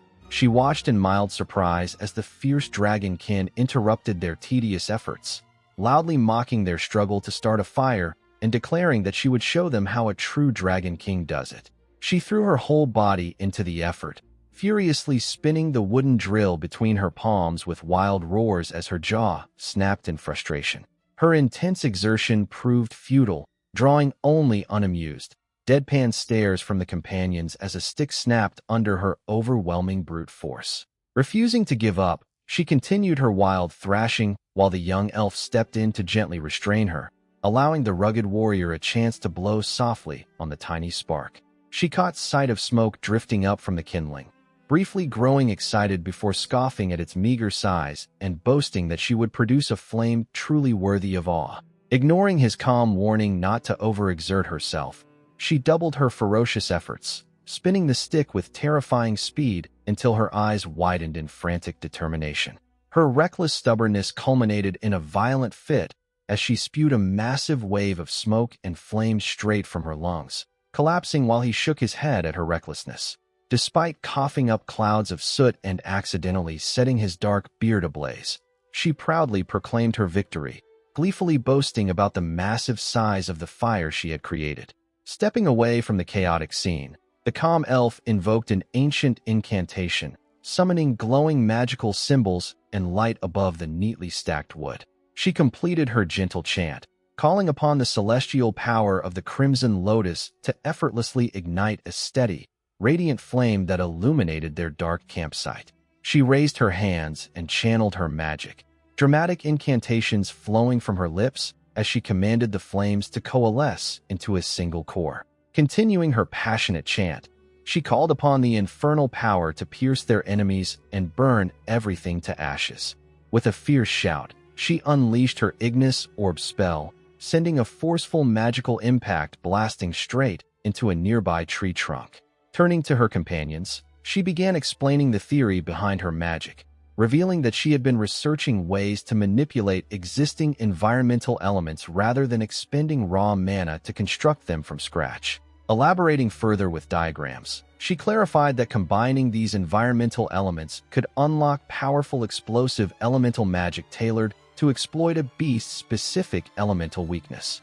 While she acknowledged that engaging wild beasts directly carried grave risks, she noted that if the Quakehog continued expanding its territory, a confrontation would eventually be inescapable. As she received a boisterous, encouraging pat on the head from Naga, Shouten thoughtfully asked the group for their opinions on how to proceed. She immediately barked back with fierce enthusiasm, arguing that having a newly mastered magical weapon meant fighting was their obvious path forward. Hearing her unwavering eagerness, he looked up with sharp resolve and declared that they should formulate a concrete strategy. Gathering around the small campfire, he turned to the others to review the battle plan they had tentatively discussed earlier that morning. He stood before his companions with a strikingly smooth, clean-shaven face, causing Naga and Anastasia to gape in utter shock and question his identity. Uncomfortable under their intense gazes, the dark-haired warrior explained that because part of his facial hair had been singed off during the earlier encounter, he had simply decided to shave off the rest. Naga leaned in aggressively, baring her fangs as she furiously demanded to know what was with his soft, feminine appearance, while Anastasia leaned over to admire his neat, fresh look, asking if it truly looked that strange. As darkness fell over the surrounding jungle, Naga's indignant roar echoed across the night sky, loudly commanding him to grow his beard back immediately. With the light of morning breaking through the canopy, the trio marched out together in full resolve, armed with their weapons and ready to initiate their strategic operation against the beast. In the dense forest, a massive, sharp-tusked boar beast suddenly freezes, its wide eye flaring with sudden awareness as heat and steam erupt from its nostrils. Directly ahead of the monster stands Naga, her posture tense and her fierce gaze locked onto the creature's towering frame amidst the shadows of the trees.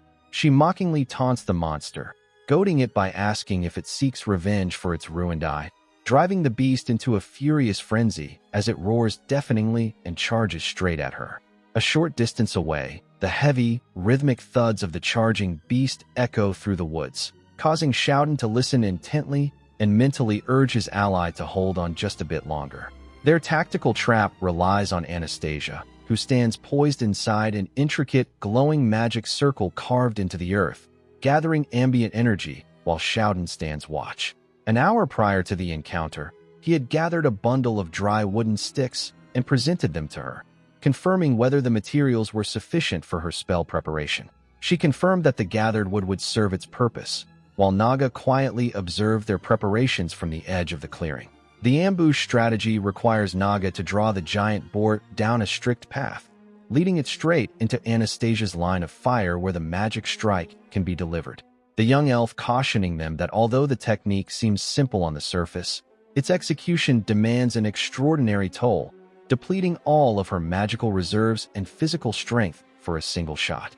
Standing within her glowing magic circle, she detailed the severe constraints of her technique, explaining that it required 40 minutes of preparation time and would leave her completely immobile once cast. She warned that the Quakehog would attack immediately if it sensed the incantation, meaning the entire operation hinged on perfectly timing their bait to lure the beast into range the moment her spell was ready. She added that holding the completed spell active would rapidly drain her magic, leaving them a razor-thin window of 3 minutes at most to unleash the strike. Listening closely to her explanation, the group realized the immense pressure of their tight time frame, though Naga grumbled at the prospect of merely serving as decoy duty. She further outlined the target mechanics, clarifying that a direct hit to the head would instantly slay the creature, while a blow to the body would merely immobilize it enough for them to evaluate whether to finish the fight or retreat. Despite the dragonoid's complaints about wanting a more grand display of power,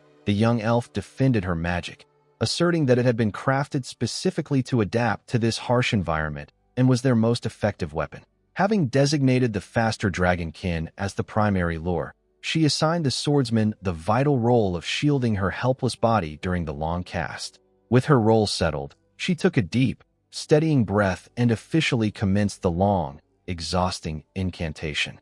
As she poured her concentration into the spell, radiant magical energy coalesced around her outstretched hands, crackling with intense power. Meanwhile, the heavy thundering of footsteps echoed nearby as the fierce beast closely pursued its agile lure, prompting the warrior to urge his ally to hold on just a little longer. As he observed the battlefield, the fierce dragonkin warrior sprinted forward with explosive speed, gritting her teeth in sheer determination. Moments later, she glanced back to find the massive, enraged Quakehog crashing through the thicket directly behind her. Cursing the vile beast beneath her breath, she stripped off her torn jacket, her body dripping with sweat as she prepared to make her stand. She roared in defiance at the giant boar, refusing to be looked down upon, while nearby, he watched in growing confusion, wondering why the plan was taking so long and why they had halted away from the beach. Suddenly, his vision began to blur and his consciousness slipped away, prompting the young elf beside him to cry out in alarm as she checked his fading condition. Supporting his collapsing body, she held him steady, even as a powerful shockwave rumbled through the surrounding ground. Meanwhile, the dragon warrior threw herself directly onto the charging monster, wrestling its massive head with brute force to lock it in place. Seeing the desperate struggle, the elf girl finished her spell incantation with a fierce cry, shouting urgently for her ally to dodge out of harm's way. Unleashing her fully prepared magic, she launched a blinding orb of fiery destruction directly toward the giant beast. The monstrous beast glared ahead in furious desperation, powerless as the devastating magical strike hurtled toward its target. The fiery magical sphere detonates with tremendous force directly against the front of the massive Quakehog, engulfing its head in a blinding explosion. As the thick smoke begins to clear, the warrior, having regained consciousness while holding the young elf tightly, desperately hopes that their combined attack was enough. Peering closely through the haze, the dragonkin female grits her teeth in dread, softly uttering a grim denial. Emerging untouched from the dust and debris, the gigantic boar stands fully upright, revealing that their assault had completely failed to break its hide.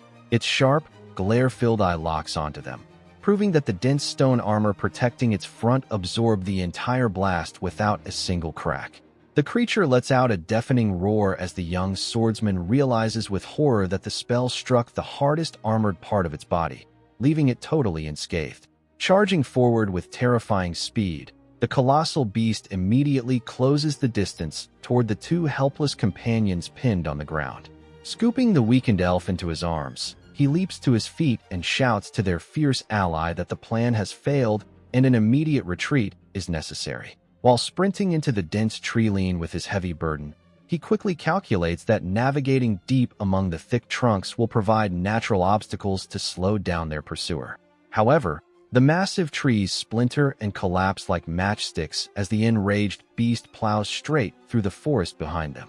Carrying the young elf in his arms, the warrior sprints frantically through the foliage, but the ferocious quakehog pursues them ruthlessly, closing the distance in seconds. Sensing the imminent danger right behind them, she cries out in panic, while he glances back and gasps in utter dread. Hearing a desperate cry calling his name, he turns his head in shock as the monstrous creature looms right over his shoulder. Before he can dodge, the massive boar slams brutally into his back, the tremendous impact sending him flying through. The fallen warrior lay motionless upon the cracked earth, completely spent from battle. Across the clearing, his companion collapsed onto the ground, crying out his name in desperation as tears streamed down her face.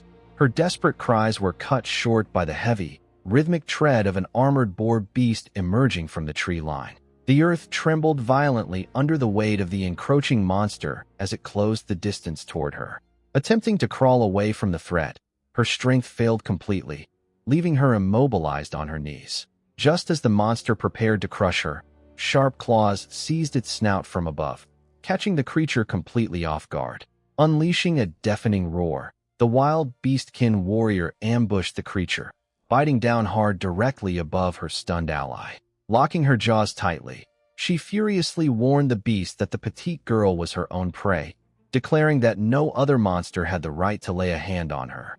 Harnessing her immense physical strength, she hurled the heavy monster violently onto the earth with a resounding crash. Watching the dust settle, the trembling girl gasped in cold realization, understanding that despite the savage intervention, she remained the primary target of the wild assault. Her voice echoed across the clearing in sheer distress as she watched the monstrous boar charge forward. She realized the beast was holding a vicious grudge against her, infuriated by the magic damage that had torn into its ear.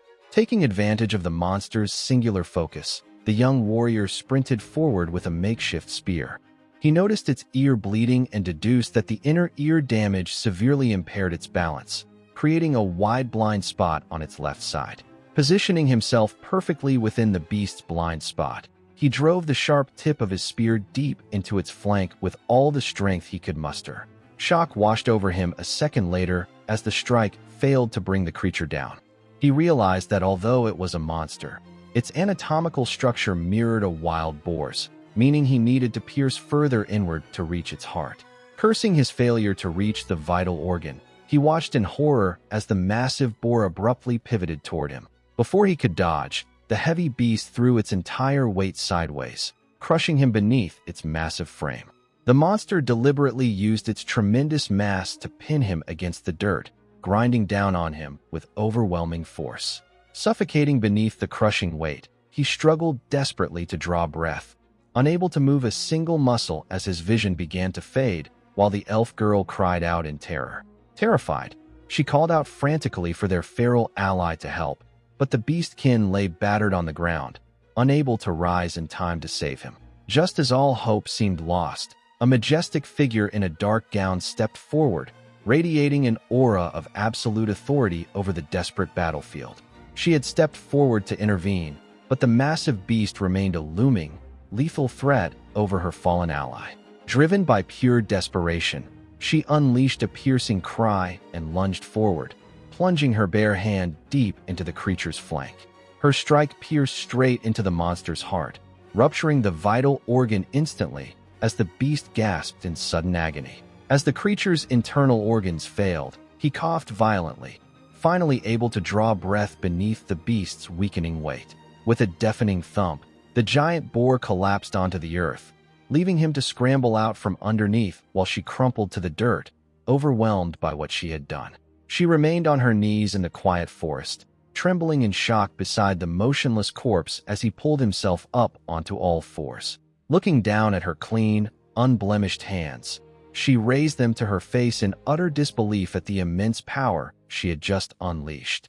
Scrambling over to her side, He gently spoke her name and reassured her that the terrifying creature was truly dead and the danger had passed. Tears welled in her eyes as her composure broke entirely, choked sobs escaping as she confessed how deeply frightened she had been. Reaching out, he rested a gentle hand upon her head, offering a warm smile as he praised her bravery and thanked her for saving his life once again. He set to work butchering the massive boar carcass, preparing the meat at their makeshift campsite while the others gathered around the crackling fire. Growing impatient, the wild beastkin barked at him to hurry up, but he calmly asked for a little more time, explaining that he was following memories of an instructional video to field dress the game properly. Before long, thick skewers of tenderloin were sizzling directly over the open flames, filling the campsite with a rich, savory aroma. Catching the mouth-watering scent, both girls stared intently at the roasting meat, their appetites instantly ignited. Unable to restrain herself, the beastkin sank her sharp teeth into a skewer, her face beaming with pure bliss as she proclaimed how delicious it was. With the food served, he brought his hands together in a quiet prayer of reverence before eating. Reflecting on their fierce battles against the beast, he expressed deep gratitude to the fallen creature, thankful that its flesh would now keep them alive. Offering a cheerful word of thanks together, both he and the horned elf girl took their first bite of the cooked skewer. As the hot, juicy meat reached their palates, an intense wave of satisfaction washed over them both. Lost in pure culinary euphoria, he savored the rich, fatty flavor of his first meat in 2 long weeks, while she relished what was easily the most satisfying meal she had eaten since arriving on the island. He turned his head abruptly as a sudden rustling sound broke through the calm forest air, catching both him and his companion by surprise. Spotting a shadowy figure emerging from the tree line, he stepped forward and called out to ask if the stranger was all right. Before he could react further, the elf maiden urgently shouted a warning about the newcomer's royal demon bloodline, even as the famished princess begged pathetically for a single bite of meat. Grim tales of demonic history lingered in their minds, reminding them that demons were notorious for manipulating perception and causing centuries of ruin. Influenced by those ancient fears, the wild beastkin girl barked in protest against sharing their hard-won meal with an outsider who hadn't contributed to the hunt. Seeing their sharp distrust, the weeping princess insisted she was merely a helpless woman dying of hunger, which led him to realize they possessed far more meat than they could finish anyway. Stepping aside from the shivering visitor, he gathered his allies for a quick conference, acknowledging that the island's strange properties had stripped everyone of magic regardless. Sensing his indecision, she eagerly offered to perform any heavy lifting or campsite chores, pleading for permission to stay in exchange for her manual labor. Moved by her earnest plea to work, he turned to consult his companions once more, and the elven girl surprisingly conceded that extra hands would aid their mutual survival. Overjoyed by their acceptance, she threw her arms around him in a tight, overwhelming hug, loudly swearing her dedication while secretly gloating over how easily humans were swayed. She listened attentively as Anastasia hysterically explained how she had gone through all the trouble of luring a massive quake hog to eliminate them, only for the beast to be thoroughly defeated, though the young girl quickly reasoned that with their magic sealed, many more opportunities would surely arise. As she held the oblivious young man in a tight, comforting embrace, a dark resolve stirred within her, silently swearing to her brother that she would utterly crush them and restore the pride of the demon race. He reflected on how their movement on the island had been heavily restricted until now due to the violent Mohawk pig that controlled the surrounding territory. With the dominant beast finally slain, the entire expanse of the uncharted island was now open for them to explore. As they assessed their resources, the demon princess pointed out that while they had managed a steady water supply through distillation, their broken bucket and growing group meant they could no longer rely on such small-scale methods. Hearing this, he declared that finding a permanent, natural water source had to become their highest priority immediately. Looking around at the 4 survivors, he realized a dilemma. He urgently needed to find the spring, but he also had to butcher and preserve the massive beast's meat before it spoiled in the heat, leaving him tied to the camp. To overcome this hurdle, he proposed dividing their responsibilities among everyone, marveling internally at how true teamwork was finally taking shape in their desperate fight for survival. Turning to the wild beastkin, he tasked her with venturing into the unexplored wilderness to locate the water source, a challenge she accepted with a ferocious, hungry grin. Though he warned her that dangerous creatures might still be lurking in the dark woods, she merely brushed off his concerns, boasting that her full belly gave her all the energy she needed to run wild. Next, he instructed the small horned elf to gather firewood and continue producing whatever distilled water she could manage in the meantime. However, she voiced deep concern about leaving him alone with the demon princess, offering instead to stay behind and assist him with the arduous task of butchering the carcass. She desperately protested that her pale complexion was perfectly natural for a demon, but Milea quickly cut in, addressing Daichan. Milea observed that the girl had been completely frail moments ago and suggested assigning her lighter duties, offering to handle the firewood collection herself despite her own lingering weakness. Seeing them exchange glances, the demon princess agreed to whatever arrangement suited them best. Observing her visible strain, he gently asked if she wanted to swap tasks with him instead. With the tasks decided, they gathered beside the massive beast's fallen carcass. He knelt down before the creature's immense body, preparing to begin the arduous process of butchering it. She watched him anxiously, deeply worried by how easily he trusted others and warning herself of the inherent cunning of demons. Refusing to leave him alone with the demon princess, she quickly insisted that they resume butchering the monster together right away. Guiding her through the gruesome work, he pointed to a deep incision in the hide and asked her to hold it open while he extracted the internal organs. Peering into the cavity, she marveled in awe as she spotted the creature's heart, pointing out the precise dent where his blade had struck. He pondered the sight, noting that such a small wound normally wouldn't fell a beast of this size, attributing its demise to the powerful curse infused in his weapon. Determined to finish the task, he declared it was time to slice through the connective tissue, eager to pull out all the innards in a single haul. Beside him, her face twisted in sheer horror as the visceral reality of the butchering unfolded before her eyes. Rupturing the abdominal cavity unleashed a torrent of heavy, foul-smelling entrails, which he cheerfully hoisted up while marveling at the colossal size of the liver. He handed the wet, glistening coils over to her, expecting her help, while she gripped the heavy intestines with a look of utter disgust, overwhelmed by the stench and horror of the visceral mound. Proudly holding up the freshly severed heart, he remarked on how straightforward the butchering instructions were for a beginner. However, turning back to check on his assistant, he gasped in alarm as she collapsed backward, completely overwhelmed and fainting onto the dirt. Scooping up her unconscious form, he gently carried her over to a nearby tree and laid her down to rest. As the demon princess approached, casually asking what had happened, he called out in concern, suggesting they let the overwhelmed elf rest while they handled the remaining tasks. He passed another freshly harvested organ over to his companion, noting with relief that she showed no aversion to the gruesome work. With her steady assistance, the task of processing the beast was progressing far smoother than anticipated. As he worked, his mind began to calculate their provisions, realizing that if they secured water and avoided further monster encounters, this massive bounty of meat would sustain them for a long time. Briefly wondering how their other companion was faring elsewhere, a spark of curiosity about exploring their surroundings began to take root. He envisioned the calm days ahead, picturing a peaceful stretch of time where they could simply rest beneath the open sky and await rescue without immediate survival pressure.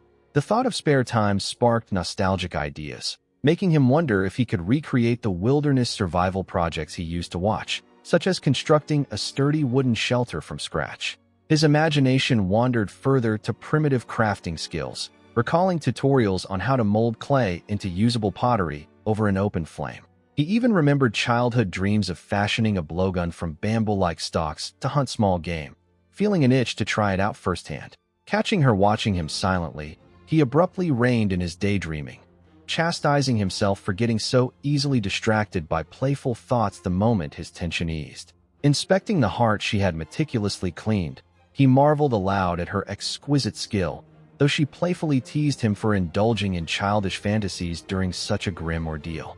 She softly confessed that while most people assumed demons felt no revulsion toward blood and gore, his gentle concern for her comfort had secretly made her very happy. Observing that he treated her without a hint of fear or prejudice, she inquired about his origins, to which he simply answered that he was an ordinary schoolteacher from Tokyo. He listened quietly as she reflected on his strange origin, admitting she knew nothing of Tokyo but felt fortunate. Unlike others like Anna-chan, he had accepted her without a trace of prejudice. Wondering if this hostility stemmed from the ongoing conflict between elves, dragons, and demons, he voiced his thought, only for her to reveal that the root of the hatred ran much deeper. She recounted the history from over 2 centuries ago, when a terrifyingly powerful demon lord named Varnark, her own father, arose among the demons and briefly brought the entire world under his rule. However, his reign was short-lived, as an alliance of elves, dragons, and humans united to overthrow him, ensuring that any demon lord would inevitably face the combined might of every other race. In the aftermath of that grand defeat, the demons grew steadily weaker over generations, no longer able to rival the mighty elven empire or the realm of dragons in what became a prolonged 3-way conflict. Yet modern demons had changed, she explained, with pacifist factions like her own actively seeking peace with the other races. Absorbing her words, he realized the historical rift was far more complex than he had imagined. Acknowledging the lingering scars of an ancient invasion, she admitted that reconciliation was difficult, yet worth striving for, a sentiment that resonated deeply with his own silent thoughts. He recalled his former life as a teacher, remembering troubled students who were good at heart but struggled against the heavy burdens of their family backgrounds and dark pasts. Because of those past experiences, his earnest acceptance of her had struck a deep emotional chord, bringing genuine warmth to her eyes as she expressed her profound gratitude. Catching her intense gaze, he casually brushed off her gratitude, insisting that his simple act of acceptance was nothing out of the ordinary. He stood motionless as her voice drifted close to his ear, repeating her sincere desire to express her gratitude. Leaning forward with a sultry gaze, the demon princess cast a succubus charm spell, whispering a sweet promise that she would do absolutely anything he wished. Such enchantment was designed to tap into a victim's deepest suppressed desires and bend their mind to her will, even if the strange atmosphere of the island diluted its full potency. Observing his dazed expression, she felt confident that his mental defenses had finally crumbled, believing any man would succumb when exposed to such overwhelming temptation for so long.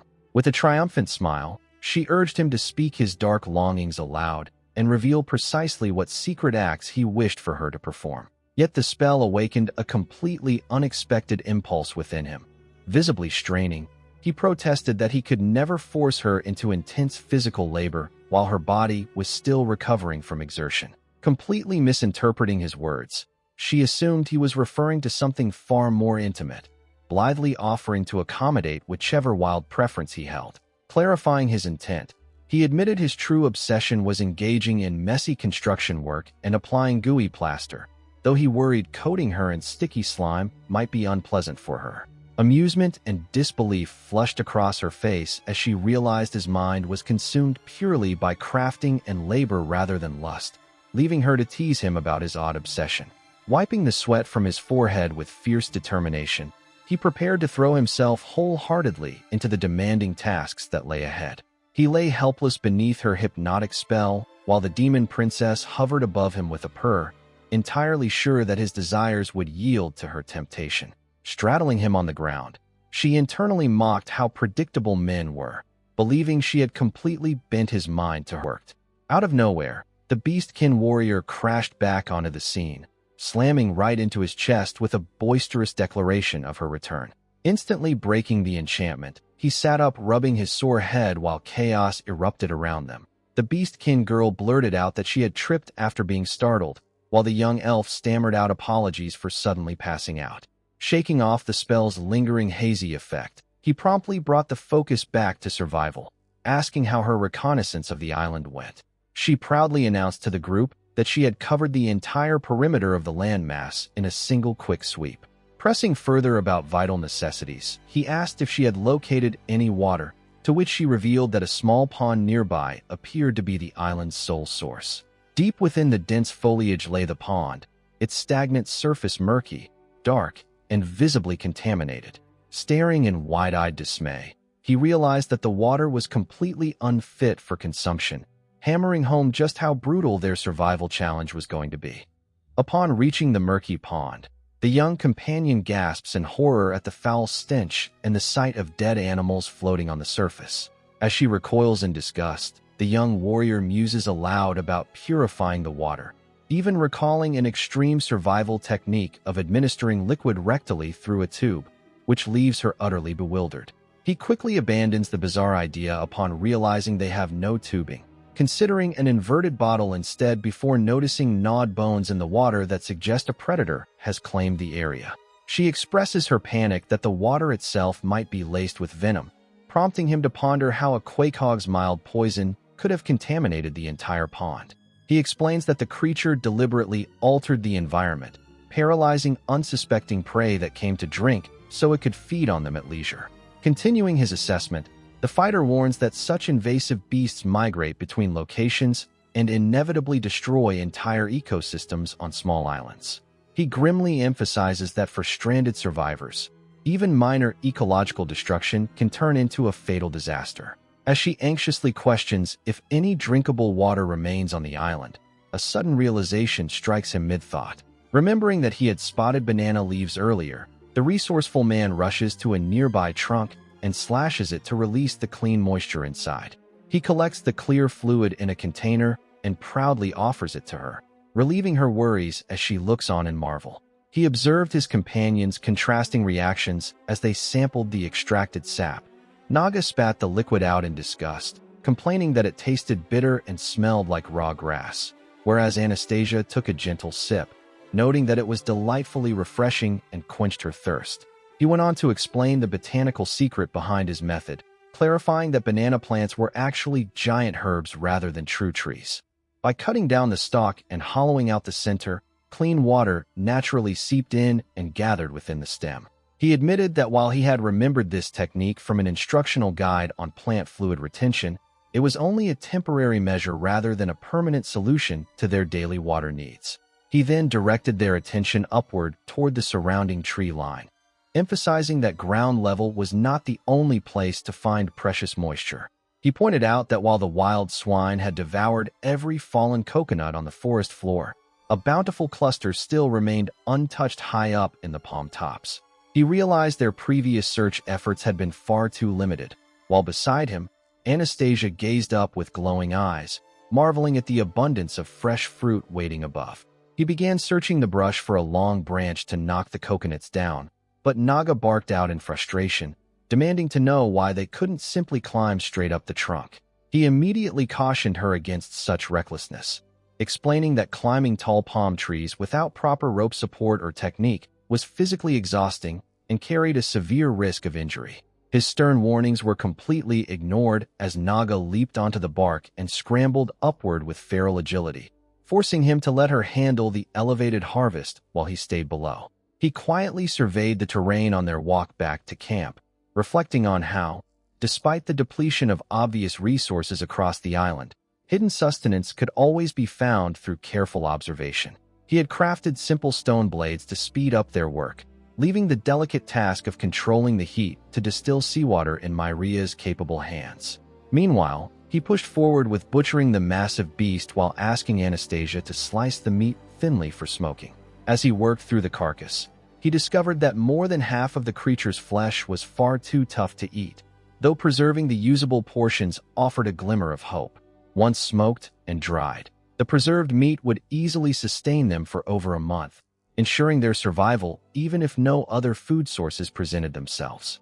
With their food supply secured, his concerns shifted entirely back to their precarious freshwater situation. Although coconuts and indigenous flora could temporarily stave off dehydration, sustaining 4 people until a rescue party arrived remained a daunting challenge. Looking up at the cloudless sky where smoke signals drifted aimlessly without a rescue ship in sight, his growing anxiety slipped through his stoic composure, prompting Anastasia to ask if something was wrong. Sitting along the shoreline beside his companions, he forced himself to regain control, reminding himself of his solemn responsibility to keep everyone alive. As the setting sun cast long shadows over the island, Anastasia voiced her growing worry about Naga, who had not yet returned from the darkening forest. Before anyone could offer reassurance, a terrified scream echoed from the depths of the woods, shocking them all into sudden alert. He sprinted forward without hesitation, gesturing toward the origin of the scream, while Anastasia trailed closely behind, confirming that the voice belonged to Naga. As the young warrior reached the edge of the trees, he was startled to meet the beast girl rushing straight toward them in frantic hurry.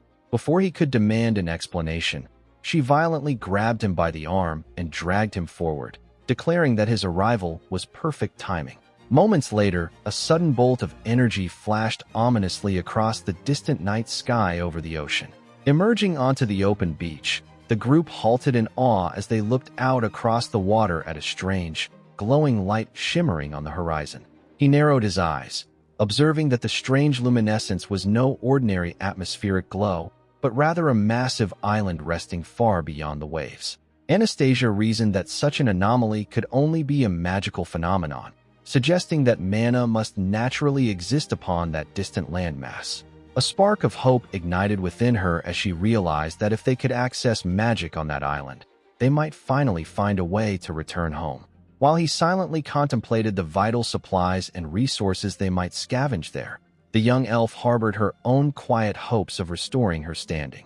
Suddenly, the serious atmosphere vanished as Naga's stomach growled furiously, leading her to announce bluntly that she was returning to camp to eat. She pointed out that she had accomplished her goal of showing them the distant land, adding that swimming across on an empty stomach was impossible anyway. While her companion noted how quickly the topic had shifted, he simply warned her not to even attempt such a dangerous swim.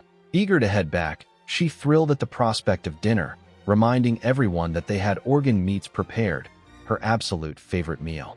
Surprised but agreeable, he nodded in accord. Raising her fists in celebration, she declared that satisfying their hunger was their top priority. He joined in her excitement, though their petite companion looked considerably less thrilled about the menu. A rich spread of raw animal innards was prepared for their feast, featuring spleen, tongue, heart, liver, and various offal laid out on palm leaves. While her eyes sparkled with frantic anticipation at the savory assortment, her companion stared in utter disgust and horror at what they were expected to consume. As the organs were skewered and set over the fire, the hesitant elf noted that internal organs spoil rapidly and must be eaten first, though she timidly inquired if there was any alternative available. Gagging at the memory, she recalled the vivid, traumatic sight and rank stench of the animal being gutted earlier, firmly convincing herself that she could never force such things down her throat. In stark contrast, the beastkin girl happily sniffed the freshly grilled skewer, her cheeks flushed with pure delight as the savory scent filled the air. As she watched her companion devour the grilled offal with immense pleasure, the young elf began to hesitate, wondering if something that smelled so good might actually taste as delicious as the meat they had eaten was. She gagged in disgust, describing the organ meat as squishy and foul-smelling, much to the disbelief of her companions who insisted it was a delicious feast. Seeking relief from the pungent taste, she sipped from a fresh coconut to cleanse her palate, offering some to the beastkin warrior to ease her appetite as well. However, the moment Naga took a drink, she violently spat it out in utter revulsion, declaring the coconut milk completely awful. Drool and liquid trickled from the beast girl's sharp teeth, while the young elf stared back in stunned silence at her bizarre reaction. Baffled by such a response to something so sweet, the princess struggled to comprehend how their palates could be so entirely opposed. As Milea quietly chimed in to tell them not to be picky eaters, Naga mockingly accused the elf of being a child who lacked the refined taste to appreciate rich innards. Leaning over toward the swordsman, Naga laughingly pointed out how hilarious it was that a high princess of the Elven Empire was defeated by a simple skewer of meat. Watching the light-hearted bickering, Milea secretly marveled at the absurd contrast, remembering that this dainty princess had once decimated an entire demon army with a single spoken spell. The terrifying mental image of a cataclysmic blast leaving a massive crater in the earth served as a grim reminder of the apocalyptic power slumbering within her. Having finished her meal, Naga patted her full belly in contentment, boasting that her demonic strength was overflowing once more as the others looked on. She stood with hands on her hips and a ferocious, sharp-fanged grin stretching across her face, eagerly challenging her companion to a duel on the spot. Naga aggressively confronted Mirai, stating she had heard the demon princess was exceptionally strong, prompting an anxious exclamation from Daichan as he watched her sudden move. Ignoring the demon princess's startled cries, she roughly grabbed her, recalling that she was supposed to be the legendary demon lord's power-inheriting daughter. Upon hearing this, she froze in utter bewilderment, staring with wide, disbelief-filled eyes. She quickly explained her true identity, revealing that while her twin brother Ishua was the renowned magic swordsman, she herself was merely a sorceress, a distinction Anastasia confirmed from demon realm lore. This revelation immediately extinguished the Beast Girl's excitement, leaving her thoroughly disappointed since magic was useless in their current sealed environment. Overcome with emotion, the demon princess recalled how the chaotic shockwave had separated her from her brother, forcing her to endure 3 harrowing days alone in this strange realm. Bursting into tears, she hid her face in her hands and questioned why they would treat her so cruelly when she was sincerely trying to help them all escape. Attempting to defuse the tearful tension, he reprimanded his companion for her recklessness, though the Beastkin insisted she had everything under control. Before anyone could react further, she suddenly reached out and brazenly grabbed his lower body, leaving him and Anastasia frozen in utter shock and embarrassment. He stood frozen in utter shock as Naga casually taunted him, boasting about how much mana and energy she had restored while maintaining her bold, uninhibited hold on him. Outraged by the scene, Anastasia threw her arms wide and shouted for the wild beastkin to get her hands off him immediately. Stepping in frantically to push Naga away, Anastasia tried to separate them while Mirai merely watched on, chuckling softly in amusement at the chaotic commotion. Shocked by what she felt, Naga proclaimed in loud astonishment that something down there was rock hard, completely ignoring Anastasia's desperate protests while Mirai thoroughly enjoyed the show. Attempting to clear up the awkward misunderstanding, he nervously stuttered that what she was touching was not what she thought, though Naga seemed far too excited and eager to care about his explanation. Reaching down through a hole in his pocket, he pulled out an ornate ceremonial dagger named the Maiden's Mercy, proving that the rigid object was merely a weapon tucked away, much to Naga's utter disappointment. A heavy, deadpan silence fell over the pair as both he and Anastasia stared blankly in utter disbelief over the sheer absurdity of what had just transpired. After sheepishly apologizing, he wondered aloud why such a dagger was stored in a spot like that, only for Anastasia to flatly remind him that the blade was a precious talisman given to her by her mother.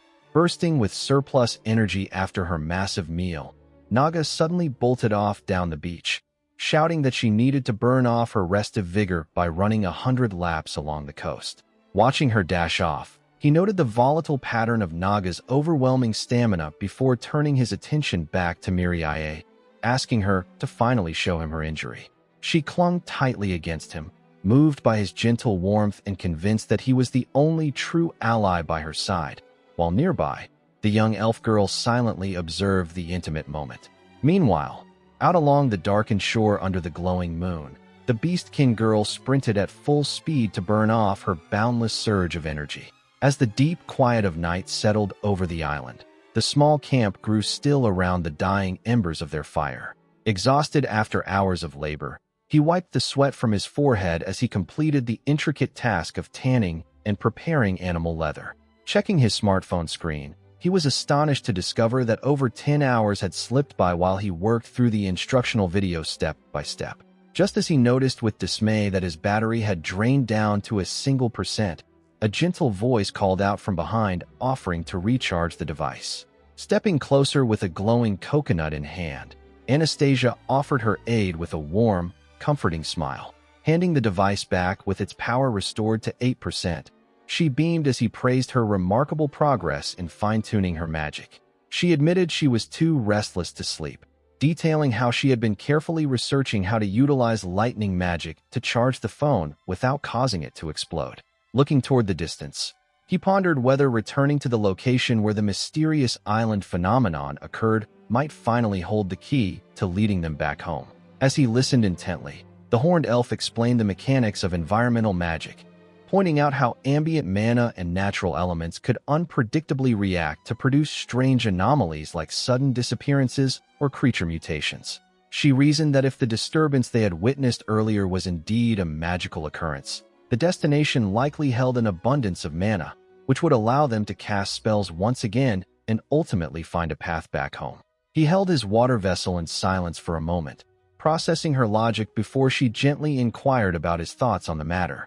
The young man gestured thoughtfully, explaining how the curvature of the planet limits visible distance at sea level to roughly 5 kilometers, obscuring anything beyond that horizon line.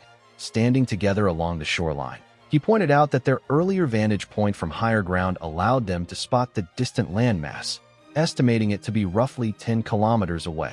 He candidly noted that the current island's vital resources, especially fresh water, were nearly depleted, a harsh reality that caught his companion off guard as she realized the urgency of their situation. Facing the vast ocean, he emphasized that despite the extreme danger of a sea journey and uncertainty over rescue, attempting the crossing offered their only genuine shot at long-term survival. While acknowledging that building a vessel capable of carrying 4 people across open water would be a major hurdle, he decided to set that practical problem aside for the moment. Considering the risks, she weighed the potential hazards of monsters on the larger island against the vast promise of plentiful resources and restored magical energy. With a confident smile, he reminded her that if reaching the island restored her magical capabilities, they could all escape together, playfully making her promise to bring him back home alongside them. As he listened, she expressed profound relief at finally finding a path home, though her thoughts quickly drifted back to the distant front lines where the military strength of the Elven Empire, Alfheim, stood locked in conflict against the dragons. Noticing her sudden quietness, he turned to glance at her, completely unaware that she was secretly contemplating hosting a grand banquet to show her immense gratitude before they parted ways forever. When he softly called out her name, she blinked in surprise, startled out of her deep reverie. Hastily rubbing her irritated eyes, she claimed that smoke from the fire was the only reason for her tears and urged him to get some rest, to which he tiredly agreed. Left alone as dawn approached, he sat near the smoldering embers, pondering whether to sleep while reflecting on how much smoke his fire was producing. Closing his heavy eyelids, he finally surrendered to exhaustion, only to sense a strange change in his surroundings. Opening his eyes, he was stunned to find all 3 companions leaning over him intimately in bed, with the demon princess warmly welcoming him awake. His gaze went wide in utter disbelief as his mind struggled to make sense of the overwhelming scene. Desperate to break free from what had to be a delusion, he repeatedly struck his own head against the ground, even as the demon princess purred that this was merely their sweet reward for all his tireless service. Feeling no pain whatsoever, he confirmed it was indeed a dream. Yet even as she coaxed him to indulge himself, he stubbornly resolved that impure thoughts had to be suppressed before they could take root. He remained trapped in the dream as Mirai teased his iron willpower, mockingly praising his self-control while pointing out that his subconscious clearly desired intimacy. His eyes widened in alarm as the phantom figures pressed closer, warning that despite his mental resistance, his physical body would inevitably respond to the temptation. With a sudden jolt, he snapped awake back at the campsite, only to find Anastasia urgently pulling him away while shouting at someone to step back. He looked up in confusion as the demon princess calmly explained that she was merely keeping him warm to prevent him from catching a cold, agreeing to step aside now that he was awake. He then listened as the beastkin girl grumbled about the noise and her hunger after swimming late into the night, agreeing with her that they should finally eat the smoked meat they had prepared. Standing up to retrieve the food, he adjusted his waistband and casually told the group to wait a moment. Their eyes widened in absolute shock as they stared directly downward at him. She suddenly screamed out in total disbelief, loudly exposing the fact that his dream-induced physical reaction was prominently on display. An ominous, overwhelming aura suddenly surged as the beastkin female loomed darkly, sending the young warrior staggering back in sheer terror while panic broke out around them. Trying to diffuse the sudden tension, he raised his hands in defense, desperately urging her to calm down before things escalated any further. Refusing to listen, she lunged forward with a ferocious grin, boldly demanding that he make her a mother on the spot. Outraged by the aggressive display, the young elf stepped in, shouting at her rival to unhand him and pointing out his obvious distress, only for the beastkin to declare that she would simply take what she wanted by force. Realizing words would not work, she raised her hands and channeled her magic, firmly declaring her intention to use her own powers to halt the wild advance. Before the spell could be cast, the feral warrior roughly grabbed her by the tunic, mocking her current weakened state and threatening to end her life, while he watched the confrontation escalate in utter annoyance. Watching the violent dispute unfold from a short distance away, the dark demon princess smiled slyly to herself, pleased that everything was falling perfectly into place. She contemplated the precarious state of her declining race, calculating that allowing the leaders of rival factions to destroy one another here would yield the ultimate advantage for her people. As the demon princess mused aloud about how troublesome it would be if they ever regained their full strength rather than perishing now, the young man suddenly cut in, telling them all to cut it out. He firmly argued that engaging in combat was entirely pointless, suggesting instead that creating new life would be far more productive, leaving the demon princess completely stunned by his blurted logic. He reassured his worried companions that a pure physical duel was the cleanest way to settle things, insisting that since he had recruited Naga, he would take full responsibility for handling her himself. Moments later, he stepped into the clearing, facing the feral demon girl in a quiet showdown under the open sky. Grinning eagerly, she established the ground rules for their bout, reminding him that this was a test of raw physical strength where magic was strictly forbidden. He agreed with a wry expression, noting to himself how convenient her logic was while dryly acknowledging the rough customs of her homeland. Weaving around her swings, he remained calm, carefully studying her patterns with laser focus. He noted that her power had dropped significantly since their first encounter, realizing that her brawling style was similar enough to human fighting for his own tactical methods to work. Drawing upon his vast experience fighting delinquents from all over the country, he activated his mental Sengoku High School catalog, allowing him to analyze, categorize, and counter her movements to take the upper hand. He absorbed the heavy impact of her strike, realizing that if he mapped her wild combat style to the ruthless delinquents he used to fight, he could anticipate her every move. His memories flooded back to his school days, recalling Suzuki's long-limbed, erratic kicks from the 73rd generation, alongside the crushing brute strength of Gouda from the 71st. Comparing her relentless advance to Honda, the immovable tank from the 74th generation who never flinched from an attack, he calculated how she combined all these brutal archetypes with her own ferocious instincts. With the composite image of his past rivals fully mapped onto her aggressive stance, he confidently declared that her movement patterns were now completely readable to him. As she launched herself forward with feral ferocity, he smoothly evaded her direct line of attack, grabbing her outstretched arm and closing the distance before she could react. Executing a swift shoulder throw, he leveraged her momentum against her, slamming her heavily onto the dirt with a thunderous crash right before the astonished eyes of the onlookers. Dazed and disoriented on the ground, she stammered in confusion as her strength drained, prompting him to calmly explain that he had used a classic shoulder throw, turning her own velocity into her downfall. He declared the duel finished, pointing out that the blow to her head had likely left her with a mild concussion that would prevent her from moving properly for some time. Turning away from the fallen beastkin, he was immediately approached by Anastasia, who voiced her anxious concern about whether he had sustained any injuries during the clash. Meanwhile, Milea observed him silently, marveling at how easily this mere human could navigate such perilous conflicts and wondering if his throw had been slightly off-mark to cause such a sudden end. She observed the young fighter chatting warmly with the elf girl, realizing that his influence over the group was far greater than she had anticipated and that she needed to take a more active role in gaining allies. Meanwhile, the defeated beastkin girl trembled with tears of frustration, furious at her sudden loss, until he casually handed her back her clothes, expressing relief that the brief conflict had ended without serious injuries.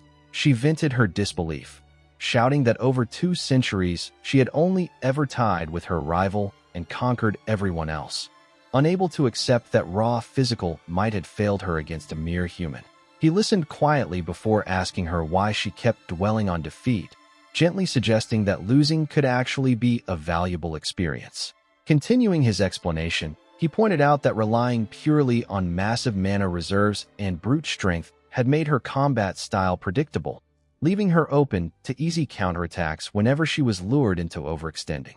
He smiled warmly, reassuring her that defeat was merely an opportunity to recognize her weaknesses and refine her technique, promising that perseverance through failure would only make her far stronger. A sudden realization struck him, causing him to sweat in anxiety as he wondered why his habits as a fighter had compelled him to mentor someone who might use those very lessons against him later.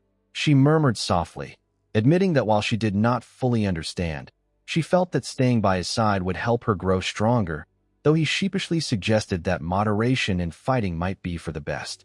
Her heart fluttered as she looked up at him with a soft, tearful smile, confessing that he was the very first person in her life to ever inspire such a feeling within her. Moments later, she gasped and clutched her chest in sudden, unfamiliar agony, mistaking the strange flutter of romance for a physical injury, leaving him and the elf completely bewildered by her reaction.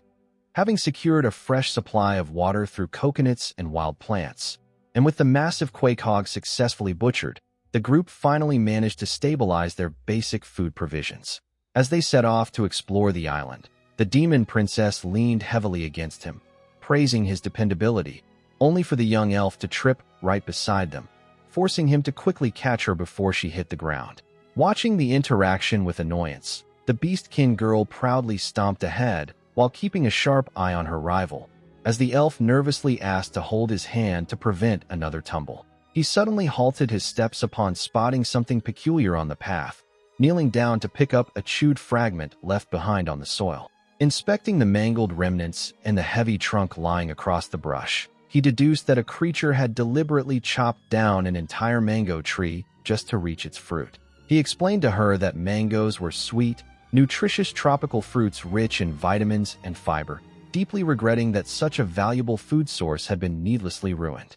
She listened thoughtfully before reminding him of the various animal bones found within the quakehog's digestive tract, musing that a single voracious beast might be devouring all of the island's resources. Considering the island's limited size, he found it troubling that such a massive predator could survive here for so long, even as their companion loudly bragged about them being the top predators for eating the beast. Looking out across the dense woodland, he realized that since the gigantic creature was incapable of swimming, it could not possibly be native to this land, raising the unsettling question of how it arrived. He scrutinized the strange brown oval mound in his hand, suddenly realizing what it was, a termite nest. Taking a bold bite, he explained that termite nests could be burned to repel mosquitoes, prompting Anastasia to watch in awe and express her own desire to taste it. Recalling knowledge from survival videos about their high protein and energy value, he shared a piece with the young elf, who tasted it with curious fascination. Although she questioned why they should eat insects when plenty of meat was available, he pointed out that since they were already there, trying a small bite was worth the experience. Finding the texture surprisingly crunchy and sweet, the young elf turned around to offer a piece to the beastkin warrior. The proud dragonkin furiously rejected the offer, snapping that insects were beneath her, while the little elf innocently noted her curiosity about different demonic diets. Seeing the exchange, the demon princess leaned in close with a playful smile, asking to taste a few insects directly from his hand before they could escape.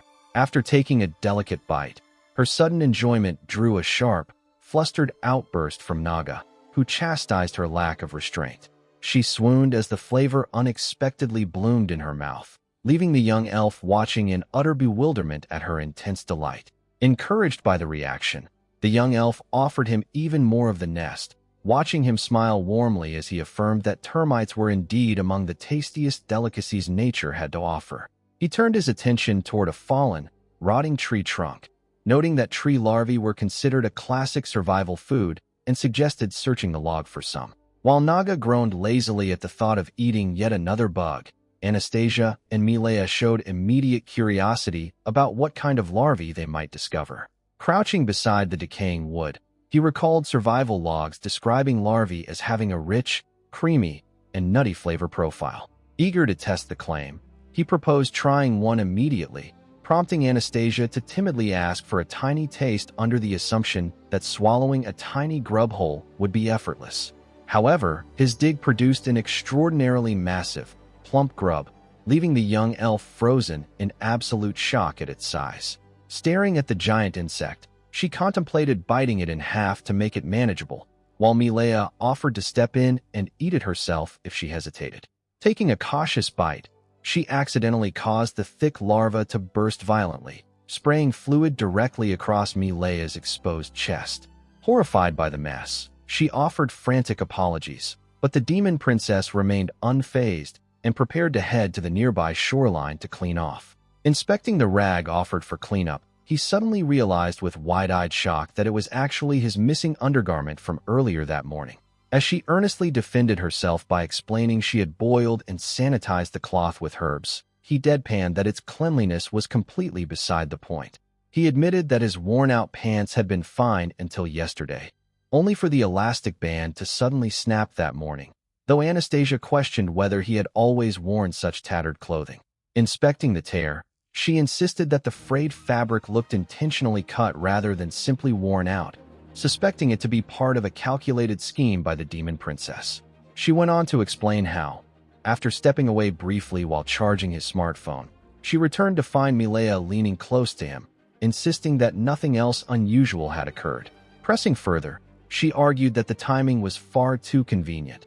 The moment he stood up, his pants dropped, allowing Naga to spot him and cause a scene, making it hard to believe it was mere coincidence. Hearing the accusation, Milea defended herself, pleading with him to believe her innocence, while acknowledging how suspicious the situation appeared to the others. Anastasia implored him to at least consider the possibility of a trap, even as Milea quietly insisted that her only wish was for everyone to coexist peacefully. Overwhelmed by the growing tension, he attempted to settle the dispute with a mild smile, declaring the incident a simple coincidence and asking to end the discussion. His dismissive response deeply hurt Anastasia, who shouted in frustration for him to leave her alone before turning away in tears as he called out her name. As she ran off, Naga expressed disbelief that such a fierce argument had broken out over a pair of ruined pants, while Milea gently advised giving the upset girl some space.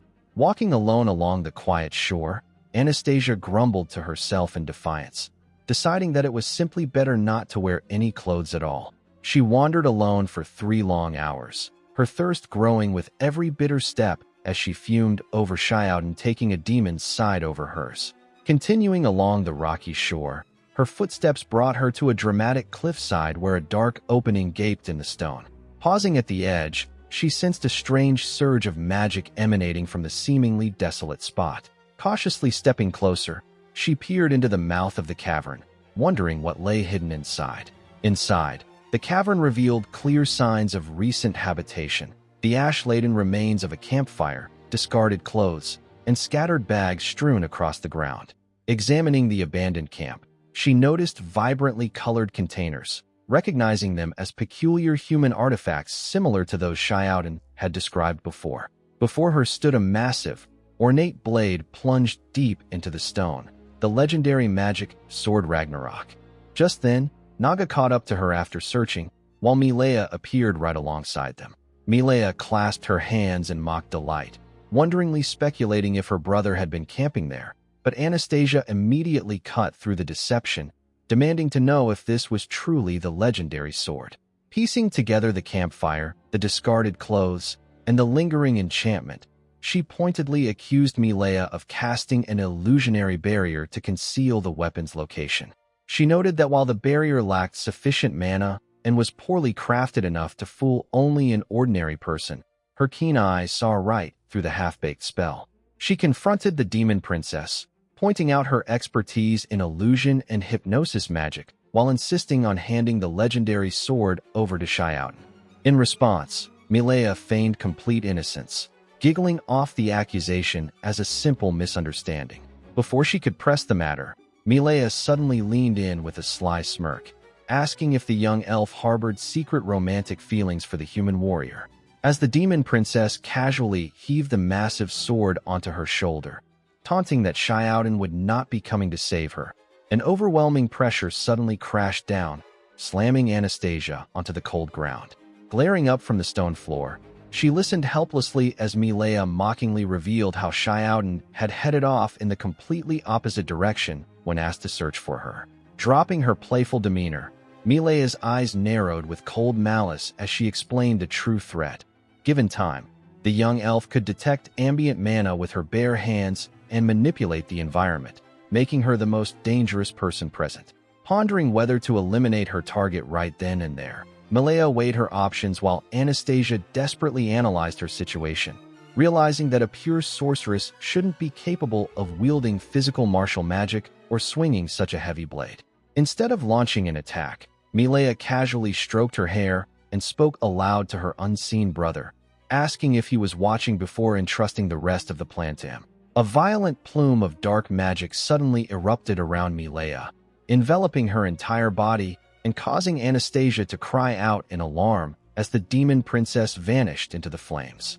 When the dark aura cleared, a tall, imposing male warrior stood holding the magic sword Ragnarok, leaving Anastasia frozen in horror as she realized Milea had traded places with her formidable brother. Anatoma stared in complete shock as a miraculous spell unfolded before her eyes, watching the young princess vanish to take the physical form of her brother, Ishua. Before the elven commander could fully comprehend the sight, an explosive force burst forth as the transformed warrior brandished the massive dark blade, sending a violent shockwave tearing through the battlefield. As the dust settled, she observed how effortlessly he now held the gigantic broadsword. She reflected on the legendary blade, Ragnarok, knowing it chose its own master. While impossibly heavy to the unchosen, in the hands of the demon lord, its true, devastating potential was unlocked. Standing tall in front of her, the masked prince shifted into a commanding battle stance, the blade surging with dark energy ready to meet any threat. Nearby, the muscular human carried the injured elven commander safely in his arms, his jaw set in grim determination while she looked up at him in surprise, calling his name. Holding her securely against his chest, he backed away from the sudden collision where the masked warrior lunged forward to parry a strike from the formidable opponent. With swift strides, he sprinted away from the combat zone, carrying his royal charge towards safety. Behind them, the masked champion stood resolute, single eye fixed upon the towering dragon king, whose massive horns and wild mane dominated the cavern. Sliding his boots into the stone floor, he adjusted his stance with a sharp metallic clink, narrowing his eye as he sensed something unexpected about the dragon monarch's posture. Realizing the encounter was taking an unusual turn, the human observed from a short distance as the dragon king hesitated rather than launching an assault, prompting him to remark how different the actual situation was from what Milea had described. Having followed Milea all the way there, he questioned how the transformed warrior had arrived on the scene. Ishua dismissed the question, insisting they discuss it later and focus on the immediate threat before them. He watched intently as the truth began to piece itself together, realizing that Milea and her brother Ishua shared a single body through a secret transformation art. Observing the prince, he wondered aloud if the rumors of Ishua's disappearance were merely a lie, astonished at how each swap completely reshaped the person standing before him. Meanwhile, Naga turned her gaze upon Ishua, accusing the sibling of playing the ally while harboring intent to eliminate the Elven Empire as soon as an opportunity arose. When Ishua proposed an alliance with the Dragon King to eliminate the human protecting the princess, Naga furiously rejected the offer, declaring that no one else would touch her designated prey. Finding no room for agreement, Ishua tightened his grip on the ominous black blade, deciding to settle matters by force. With a cold and decisive glance, the prince leveled his weapon, announcing his intent to cut down everyone present. Xiaodan threw his hands up in panic, desperately calling for a peaceful solution as he realized that the sharp, deadly steel in Ishua's hands was entirely real. In his desperation, he suddenly remembered a time back in his world when a sword-wielding delinquent had confronted him, forcing him to unleash his ultimate secret technique. That ultimate technique had not been a martial move at all, but simply dialing the authorities on his phone to hand the aggressor over to the police. He reeled in utter disbelief as the violent madness unfolded around him, realizing that in his former world, anyone wielding a blade was a matter for law enforcement, not a mortal duel he was equipped to fight. Before he could process his helplessness, the blade-wielding youth lunged directly toward him. Before the blade could reach its target, Naga abruptly intercepted the strike, her own immense weapon clashing violently against Ishua's edge in a flurry of sparks. She laughed with fierce excitement at the sudden challenge, while her opponent gasped in shock at her unexpected interference. Unfazed by her overwhelming strength, the agile fighter swiftly ducked beneath her heavy swing, weaving through her guard with lethal precision. Delivering a brutal strike directly into the Demon King's midsection, he knocked the breath straight out of her, causing her to cough up blood as she staggered back. Having temporarily neutralized the massive threat, the relentless attacker immediately pivoted back toward his original mark, raising his broadsword high to deliver a decisive blow. In a desperate bid for survival, the unarmed young man threw himself forward, attempting to close the gap and catch the incoming weapon before it could build lethal momentum. Cold sweat poured down his face as he realized his attempt had failed. The swordsman's technique was far too refined to be caught so easily. As the blade whistled past, he rapidly analyzed his opponent's style, recognizing that unlike Naga's wild brute force, this fighter moved with calculating efficiency and zero wasted motion. With no ranged weapon and a massive disadvantage in reach, he concluded that his only chance was to somehow disrupt the swordmaster's flawless rhythm with an unpredictable surprise move.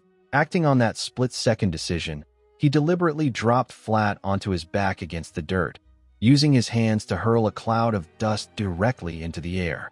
As the swordsman leapt downward to press his tactical advantage, he found himself staring directly at his prone target, who held his position low on the ground, primed to unleash his desperate gamble. He seized the opening created by the swirling dust, catching the masked prince completely off guard just as the boy declared his intended victory a moment too late. Instead of a conventional blade strike, he pulled out a bottle of disinfectant and sprayed a harsh chemical mist directly into his opponent's eyes. Blinded and overwhelmed by the burning sting, the arrogant prince recoiled in agony, clutching his face while screaming in pain. Realizing this dirty tactic was his best chance, he lunged forward with all his strength to pin the distracted swordsman before he could recover. The captured prince cursed his own carelessness, thoroughly humiliated that he had allowed his guard to drop against such an unconventional trick. Before the struggle could continue, Naga loomed silently behind the helpless fighter, sensing her moment to settle the score. Delivering a sharp strike straight to his midsection, she gleefully took her revenge for the earlier beatdown, leaving him gasping for air. With their dangerous adversary incapacitated on the ground, the Dragon Queen threw her hands up, boastfully declaring her supreme dominance. Once order was restored, he securely bound the prince's hands and politely asked if Milea's consciousness could hear him so they could get answers. Standing alongside Naga, Anatema explained that when body transformation occurs, the sleeping party cannot hear external sounds, conversing only briefly during the transition itself. She watched as Shouten asked the captive prince if he could simply switch control back to Milea so they could speak. Ishua admitted that he could not force the swap, explaining that their two consciousnesses could not communicate directly while active. He then listened as Naga stepped in to elaborate, explaining that body-altering transformation magic consumes a massive amount of mana, noting that while dragons possess vastly more, their own kind also stores internal mana. She listened alongside the others as Anatema conceded that such dual consciousness magic was entirely new to her, before Ishua revealed that the transformation had depleted all his mana, preventing Milea's return for some time. He stared down at the captive with deep suspicion, demanding to know if they were still plotting something and insisting on the truth, even as he quietly realized there was no way to verify the claims. In response to his interrogation, the defeated prince explained that their attack was merely intended to eliminate enemies in the war, acknowledging that with his magic sword taken and his mana spent, he no longer had the power to resist. He openly declared his surrender and promised full compliance, leaving Xiaodan bewildered by how quickly a warrior who had held such lethal intent could give up. Beneath his apparent submission, his eyes sharp with hidden hostility, he silently resolved to keep his guard up, deeply mistrusting the strange summoner who stood before him. Out of the empty silence, a tiny flame sputters into existence, flickering faintly against the stark white expanse. Emerging from the shadows, Naga and her dark companion grin with cruel satisfaction, boasting that lying in wait was the perfect strategy to ambush their quarry. As the formidable magic sword unleashes a destructive surge, the demonic assailants prepare to overwhelm their foes, commanding total concentration to finish the fight. Leaping directly into the line of fire, Ishua steps forward to erect a protective barrier, determined to withstand the incoming devastation. A tremendous explosion erupts with blinding force, shattering the battlefield in a violent wave of unleashed magic. Amidst the blinding glare, two bodies collide and intertwine as an unexpected transformation takes hold inside the light.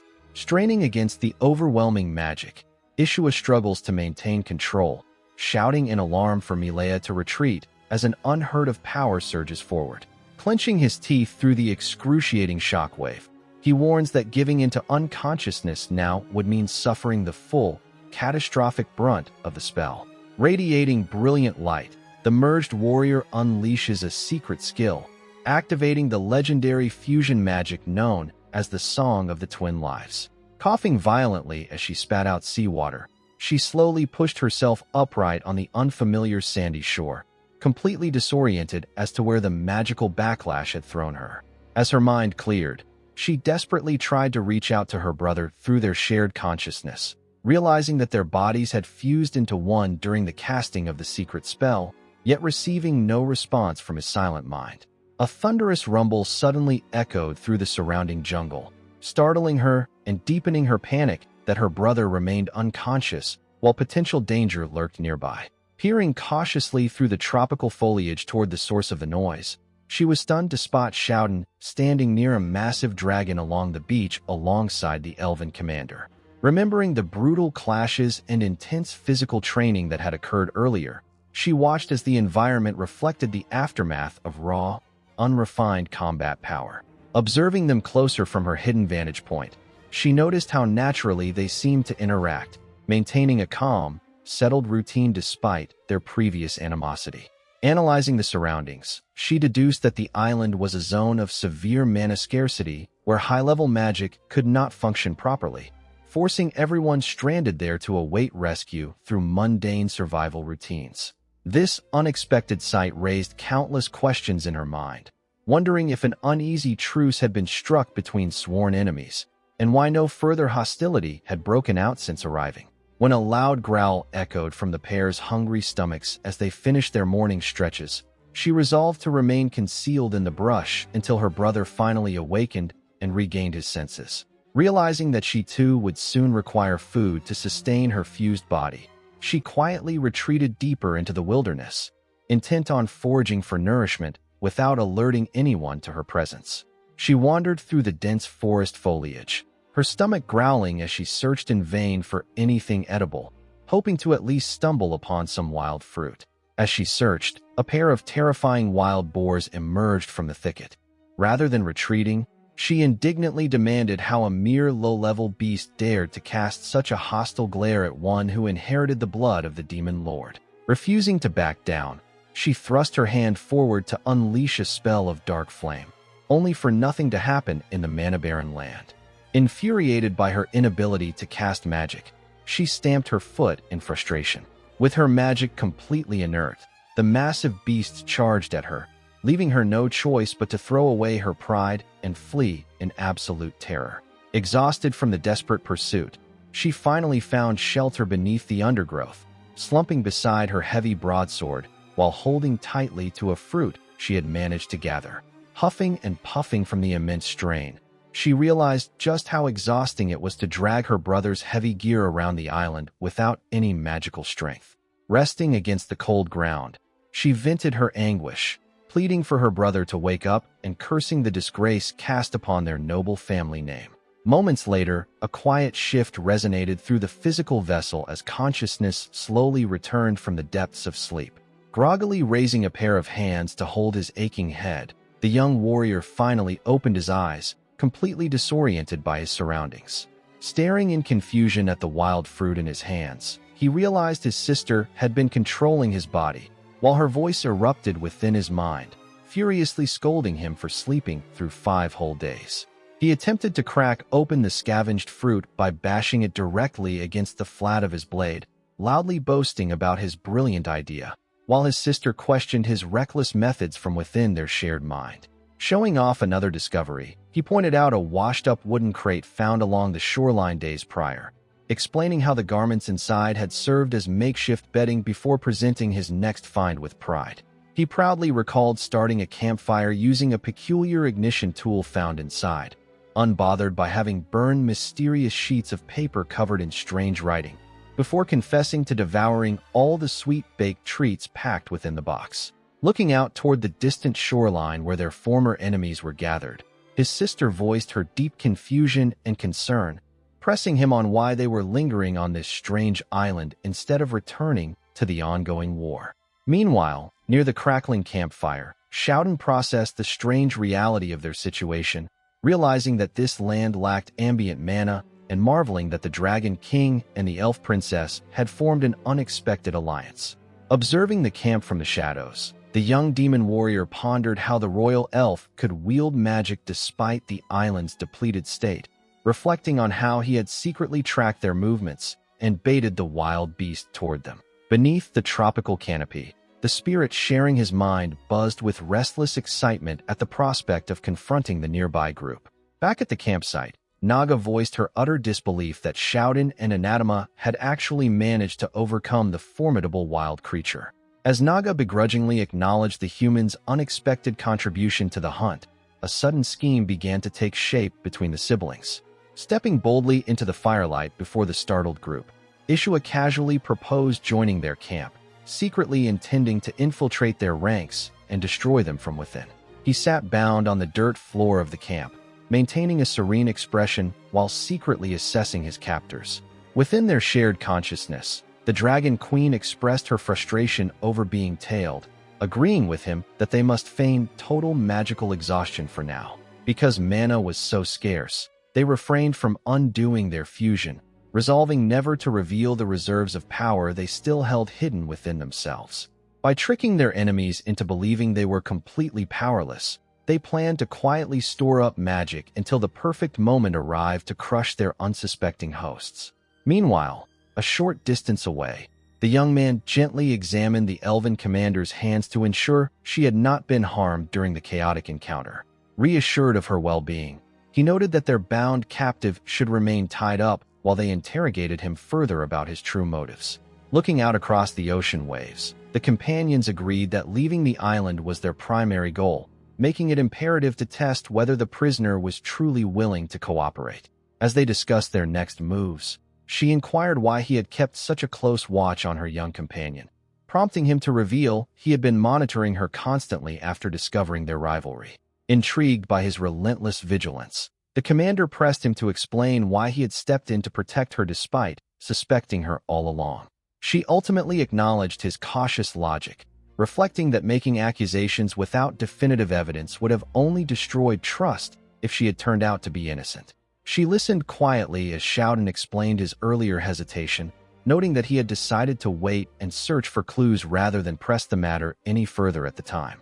Continuing his explanation, he emphasized that the recent attack changed everything, making team unity essential despite their complex pasts. She pondered his words in silence, her quiet gaze revealing her internal debate. He admitted his place as a mere outsider unable to verify the truth of their history, prompting her to directly ask why he was striving so earnestly to forge their cooperation. Pausing thoughtfully, she listened as he maintained that his neutral position as an outsider was precisely why he felt bound to ensure everyone escaped safely. He began recounting his first moments on the island, describing the sheer panic and crushing weight of utter solitude when he first arrived on the shore. Over the course of a single week, the constant fear of prowling monsters and endless restless nights had brought his mind to the brink of collapse.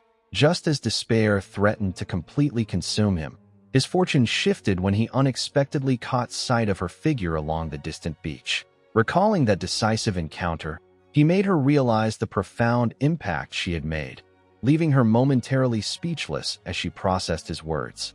Although his naive hopes of immediate rescue quickly crumbled, simply having another human soul beside him had restored his shattered spirit and renewed his desire to survive. With a warm and gentle smile, he swore to protect her and ensure her escape, leaving her blushing intensely as emotion overflowed in her eyes. She stands frozen as Naga turns to her, asking directly if she harbors affection for the human boy. The sudden question causes her heart to race wildly, sending a shockwave of confusion through her as her chest thumps violently. With her cheeks burning brightly and her eyes wide with bewilderment, a sudden, staggering realization takes hold of her flustered mind. Could this overwhelming sensation in her chest actually be love? Creaking open a wooden door, the masked prince peeked cautiously into the dimly lit room. Inside, Naga sat gracefully upon a simple bed within the rustic cabin, welcoming her brother with a playful smile as she announced his long-awaited arrival. Stepping further into the room, he listened as she explained that this entire realm was a shared dream space she had constructed specifically for their private strategy sessions. She proudly boasted about how meticulously she had recreated their old cabin after 100 years, even teasingly pointing out embarrassingly detailed marks from his childhood on the bedsheets. Mortified by her playful teasing, he hastily yanked the sheet over the mattress to hide the spot, protesting that such absurd details were completely unnecessary. With the light-hearted distraction behind them, both of them sat down in the quiet cabin to address the gravity of their situation following their recent setback. Turning the conversation toward their next move, she declared that they needed to immediately begin laying the groundwork to prepare for their upcoming opportunity. With a defiant look, she insisted that their topmost priority was to regain the trust that they had lost during their previous failure. She reasoned that because their credibility was at rock bottom and he was currently unable to transform without mana, their only option was to stay close to the group and build genuine bonds of friendship with them. She stood tall with effortless composure, contrasting sharply with the nervous wreck beside her, who was visibly trembling from severe anxiety. Beyond their immediate presence, a vast demonic legion assembled before them, chanting wildly in anticipation of a guaranteed victory led by the legendary twin successors of the Demon Lord. Amidst the cheering ranks, a sharp-eyed soldier pointed out that the young prince's hands were shaking violently as he gripped his sheath. Noticing the sudden doubt among the troops, she immediately stepped in with a booming laugh, reinterpreting his trembling as bloodlust and pure excitement for battle. The horde erupted into roaring applause, utterly convinced by her words and eagerly awaiting the bloodshed promised by the iron-masked prince. Behind his imposing mask, however, he spiraled into dread, horrified at the thought of facing enemies directly without his usual stand-in to handle public interactions. Driven by panic, he pleaded desperately for his sister to take his place, insisting his crippling social anxiety made such deception impossible. Enraged by his spineless behavior, she grabbed him aggressively, shaking him violently while chastising him for bringing shame upon the entire demon race. He begged for continuous earphone guidance as a backup, but she promptly shut the idea down, reminding him that as the prophesied bearer of the magic sword, he needed to stop whining and take responsibility. To drive her point home, she explained the precise inner workings of their shared existence, pointing out that maintaining coexisting consciousnesses required significant magical effort to keep the other mind in check. She explained that under normal circumstances, a dormant soul sharing a body would simply fall asleep without control, but abundant ambient mana had previously allowed their dual existence to function without strain. She pointed out that because his magic sensitivity was far lower than her own, maintaining two active minds in this mana-starved realm would rapidly drain their remaining reserves within hours. As the elf and the young prince reacted nervously to the dire situation, the dragon sovereign reassured them that they would not be completely out of touch. She laid out 2 strict guidelines for energy conservation, instructing him to rouse her only in genuine emergencies and to deliver daily progress reports through his dreams when he slept. Furthermore, She advised him to maintain a compliant facade around the human warrior, pointing out how effortlessly she had already manipulated him with a display of vulnerability. Her cunning plan was abruptly shattered when the human warrior lunged forward, grabbing the young royal by the shoulders and violently shaking him back to reality. The warrior roared furiously, commanding the prince to stop slacking off in a fantasy land and to keep his eyes wide open immediately. Terrified by the raw aggression, the prince trembled with tears welling in his eyes, completely overwhelmed by the frightening human before him. Stifling his fear, he steeled his inner resolve, glaring ahead with fierce determination so as not to display any weakness as the future demon lord. With authority reasserted, a heavy silence settled over the small encampment as the human sat sternly among his intimidated demon companions. He maintained his stern, unyielding gaze, casting a heavy silence over the small group as Anatema stewed in annoyance and Ishua nervously nibbled on his meal. Observing this tense atmosphere, the young prince realized with a surge of panic that their rage stemmed directly from the earlier attack. Before he could process his worries, the stern leader barked out orders, presenting a food bowl and making it clear that freedom from the vine bindings was a temporary privilege strictly reserved for meals, after which the prisoner would be swaddled tight once more. Driven by the unrelenting demands to acknowledge the rules, the prince meekly complied, inwardly cursing his sister for wildly underestimating the terrifying nature of their captor. While watching him eat, the pragmatic fighter reflected on the group's collective strategy, keeping the captive under constant guard and holding the magical sword close at hand, knowing full well that promises of compliance could easily be a facade. Gauging his prisoner's expression, he locked eyes with the youth, recalling past troublesome individuals and recognizing that a truly submissive spirit had not yet taken root in those defiant eyes. To enforce complete obedience, he envisioned adopting the harsh persona of a military drill instructor, determined to break all lingering resistance and instill strict discipline through relentless repetition. Turning away from his mental battle plan, he was addressed by Anatema, who inquired about their next steps and suggested first conducting a thorough investigation of the siblings' abandoned base. Agreeing with her suggestion, he proposed following the base search with a broader exploration of the surrounding terrain to map out the island completely, to which she coolly granted her approval. As he finalized their course of action while the prisoner quietly ate, he observed Anatema's lingering gloom, concluding that the recent altercation with Ishua was still weighing heavily on her mind. He remained mindful of the team's uneasy dynamic, aware that recent clashes had only heightened Anatema's distrust toward their captive foes. Meanwhile, Anatema was locked in a fierce internal struggle, frantically reassuring herself that a princess of her stature could never harbor feelings for a mere human. She steeled her resolve, insisting that as a commander leading frontline troops in a war that held the world's fate, she had no room for romantic distractions. Seeing her distress, Shouten leaned in closer to softly inquire if she was feeling unwell, noticing that she had barely touched her breakfast. Completely overwhelmed by his gentle concern, she hastily declared that she had eaten enough and made a hurried exit from the table. Left sitting there in confusion, he buried his face in his hand with a heavy sigh, utterly baffled by her sudden departure.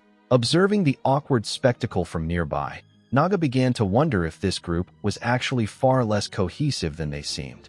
Each of them remained lost in entirely separate thoughts. Anatema convinced herself he was unkempt. Shouten grew excited about searching the recovered suitcase, and Naga silently complained about the tasteless smoked meat. Catching on to the clear disconnect between them, Ishua suddenly registered with surprise that the allies were openly bickering. Overjoyed by this discovery, the prince realized that Milea's infiltration had not been in vain, eagerly celebrating the rift forming within the enemy's ranks. Determined to take action, she steeled her resolve while confronting the imposing man across from her. Though privately intimidated by his overwhelming presence, she vowed to push past her fear and silently called upon her sister for strength, all while he stared back in complete bewilderment.